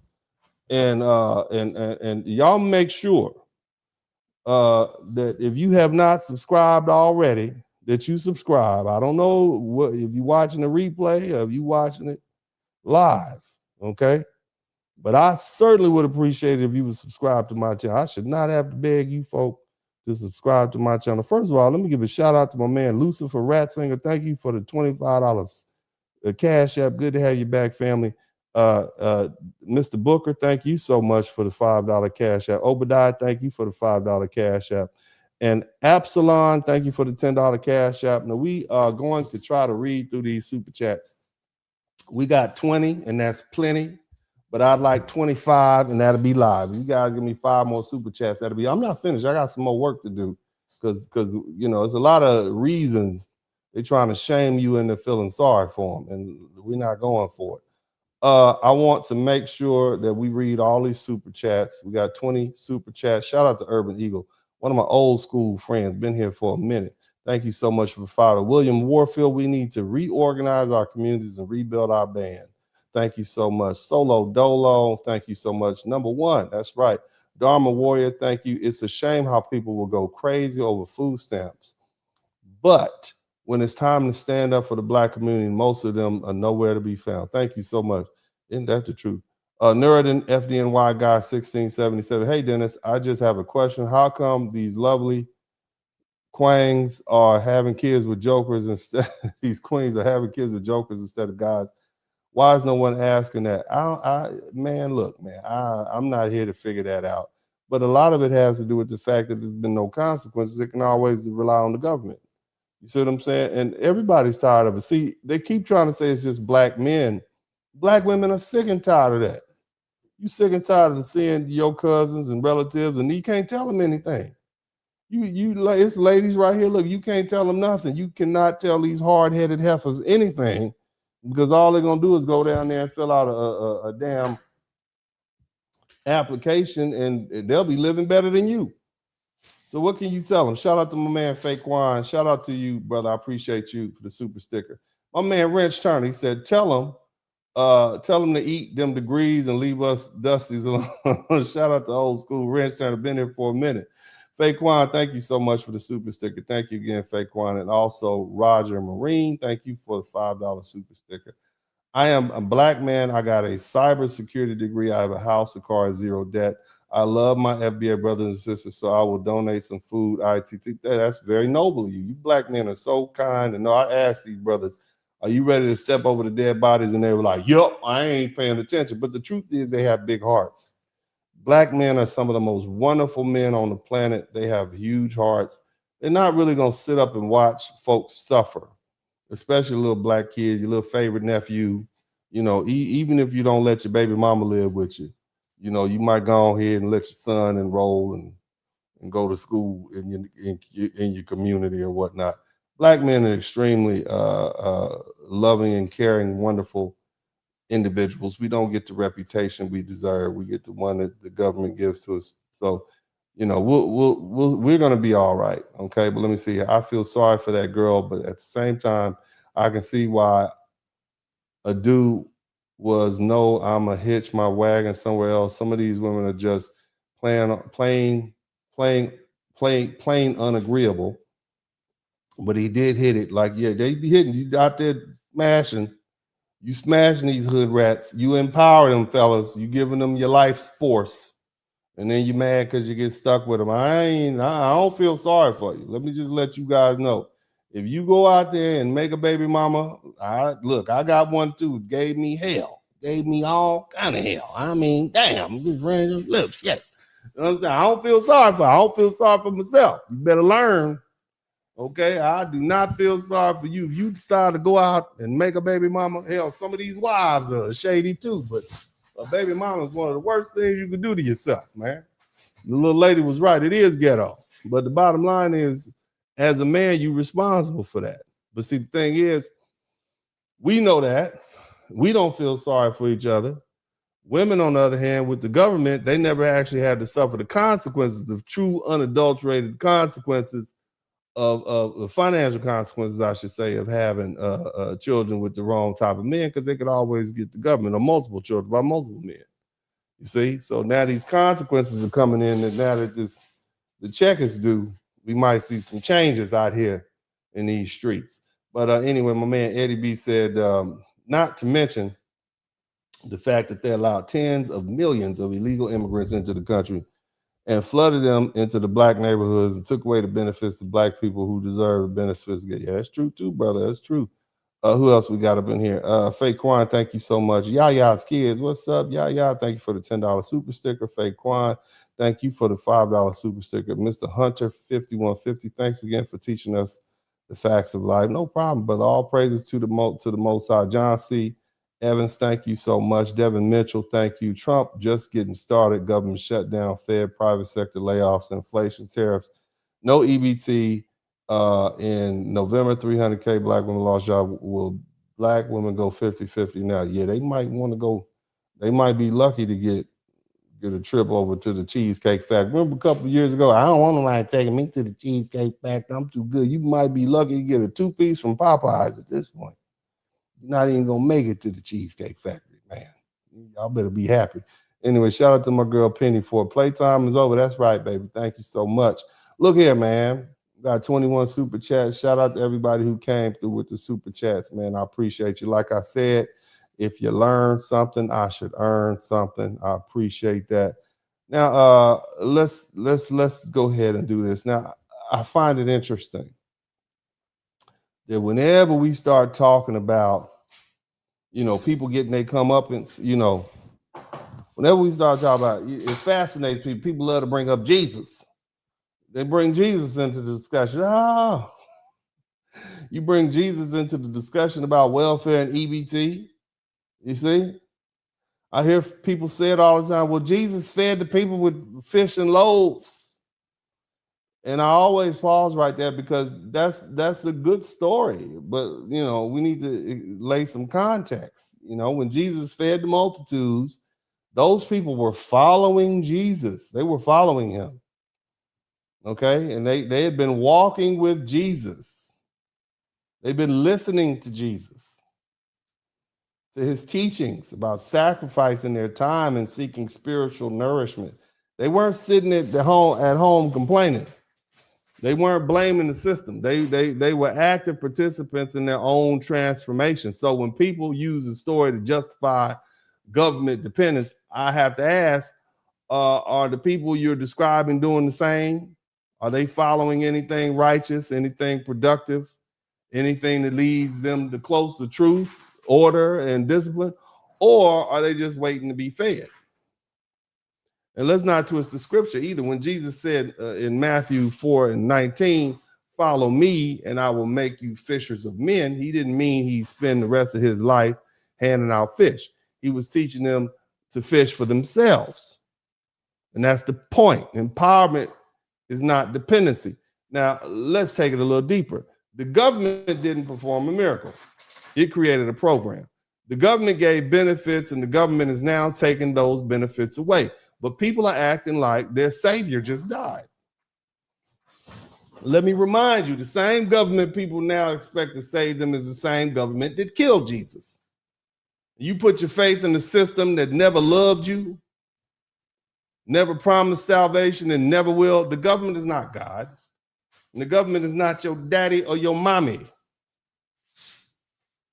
The government doesn't owe you a darn thing. You put your faith in the system that never loved you, never promised you salvation, and never will. The government is not God. It was never meant to be your savior. It was supposed to maintain order, not raise your kids, and not feed your family, and definitely not replace your faith. This whole situation is shut down, the loss of EBT, that's panic. It's a wake-up call. It's forcing people to confront the truth. If you make the state your God, don't be surprised when your God fails you. So let me drive this point home. The same government that gives you, that gives can also take away. When it does, it doesn't lose sleep over you going hungry or your kids. It does not care if you're white. It doesn't care if you're black. It doesn't care if you're Hispanic. It doesn't care if you're poor and struggling. You can chant "Make America Great Again" all you want. But the people pulling the strings aren't losing a single meal over your hardship. The truth is, Republicans, they don't like poor white people either. Not the rich ones. They use them. They exploit their fears and their pain and their racism and keep them voting against their own interests. Every time the system collapses, every time the benefits stop, every time the programs dry up, the same poor white voters who believe the hype are left holding the bag. The same old trick convinced working class white people that black people are the problem. And they'll never notice the real problem is the people running the game. The elites, the corporations, the donors who write the laws and feed the politicians. Trump don't like you. He doesn't care about you. He's not standing in those food lines. His kids aren't wondering where their next meal is coming from. He's not losing a dime when the government shuts down. But millions of his supporters are. And instead of asking why, they blame everyone else except the people who are responsible. Look, let me explain something to you, man. These rich elite types, they use racism like a magic trick. Look over there at the black welfare queen while they run your pockets and cut your benefits and raise your taxes. They know as long as they keep poor white folk hating poor black people or black people in general, no one will ever realize they're being robbed at the same time. So this isn't just about EBT or SNAP. It's about waking up. It's about recognizing that neither party, Republican or Democrat, has ever been in business of saving poor people. They only serve those who can afford to buy their loyalty. And if you really want to honor Jesus, then start acting like him. Not by waiting around for handouts, but by feeding the people around you, by taking responsibility, by building the community, and by refusing to let hate blind you to the truth. Because see, when the government fails, and it will, the only people who will save you are you, or is the people around you. Now, people are going to suffer. People are going to go hungry. And the truth is, nobody wants to say it out loud. But suffering has a way of bringing people back to reality. It forces humility. And some of you folk need some humility. Some of you ladies who've been bucking up to your mama and your grandmama and telling her what you don't need, you a grown woman, you got your own kids, you need some humility. You got to leave that Section 8 house that you've been paying $15 a month for and get on back over to mama house and clean up and come in the house at a decent hour and stay there and watch your kids, because she ain't going to be out there watching your kids for you while you run the streets. See, when the free money dry up, when the cards stop swiping, when the shelves start thinning, people are going to have to look at each other eye to eye again. Mothers and daughters who haven't spoken in years are going to have to make peace if they want to eat. Cousins who fell out over gossip are going to have to forgive each other if they want to survive. And women, you're going to have to learn to be amenable to the fathers of your children again.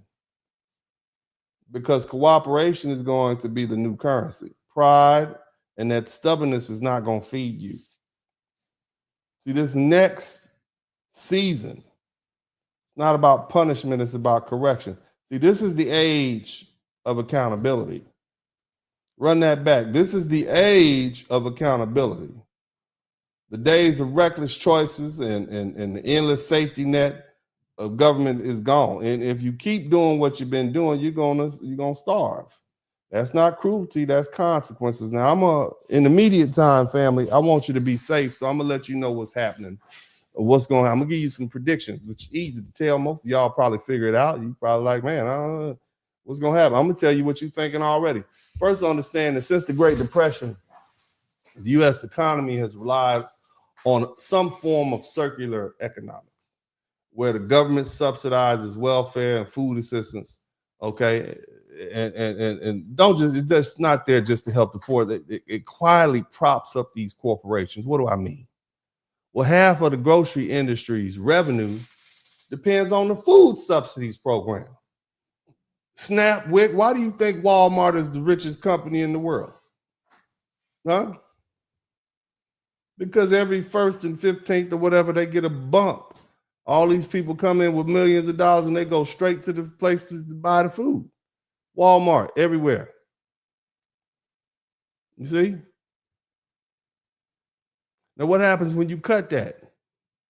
So you don't just cut the handouts, you cut the jobs, you cut the truck deliveries and the inventory and even the tax revenue. But when these subsidies stops, see, understand also that the stores can't move the product. So what's going to happen in the immediate future? In the immediate future, there's going to be a surplus of everything piled up at the stores. So what does that mean for you all? Huh, family? If there's a surplus piled up at the stores, then the prices are going to fall temporarily. But then after that, the layoffs are going to come. Okay, and when the shelves start filling up again, the prices, they'll raise the prices to survive. Either way, chaos is coming. You understand me? Shout out to Libra. Thank you. But chaos is coming. You understand me? Now, you are going to see an increase in theft. When somebody tell you who they are, believe it. These people sat up here and told you we're going to start stealing. They're going to start stealing. And you better believe it's going to be an increase in theft because hungry people do desperate things. Grocery stores are going to adapt. They're going to start locking their doors, adding guards, and requiring prepayment or online ordering. They're only going to let one person in at a time. The old idea of walking freely with a cart by yourself, as many people as we can fit in, is over. Shopping is going to become controlled and rationed, even monitored. That's what's going to happen. Outside of those stores, I want you to listen to me. Ladies, listen to me. Fellas, listen to me. Parking lots are going to be very dangerous. Parking lots are going to be very dangerous. You're going to see people getting robbed for bread, milk, and diapers. People running up to people's baskets and taking stuff and running. Anything they can sell or eat. Poverty is going to push people to do what they've never imagined because survival always exposes who's built to endure. I want you to listen to me. This is how people are. This crisis is going to test our humanity. Families that once split over pride, they're going to have to unite out of necessity. You won't eat.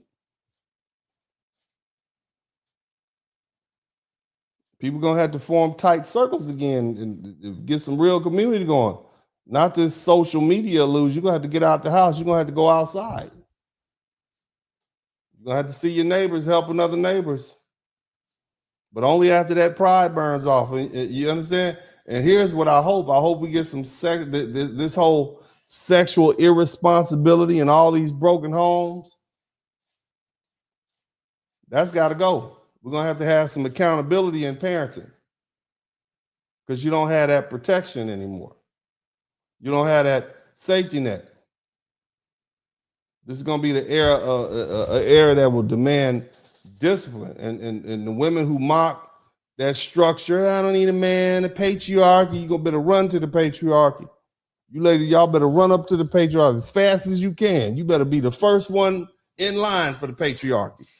And get up under a man that's feeding you and taking care of you. You better run. You see? This is not the end of America. It's not the end of Black America. It's the end of an illusion. See, that age of excess is over. The age of excuses is over. Now begins the age of accountability. Everyone's about to learn what our grandparents already knew. If you don't work, you don't eat. If you don't cooperate, you don't survive. And if you don't respect family and order, you face hunger alone. This isn't political. This is natural law. The government is not your savior. The party is not your provider. God is not to be mocked, not my God. And neither is nature. But see, when the dust settles, people who humble themselves, who rebuild family, who live with integrity, they're going to survive. And everybody else, they're just going to be another lesson. And what happens when you worship the system instead of sustaining yourself. This is Uncle D. I love you all, as I always say, and I hope you enjoyed this message. I'm out.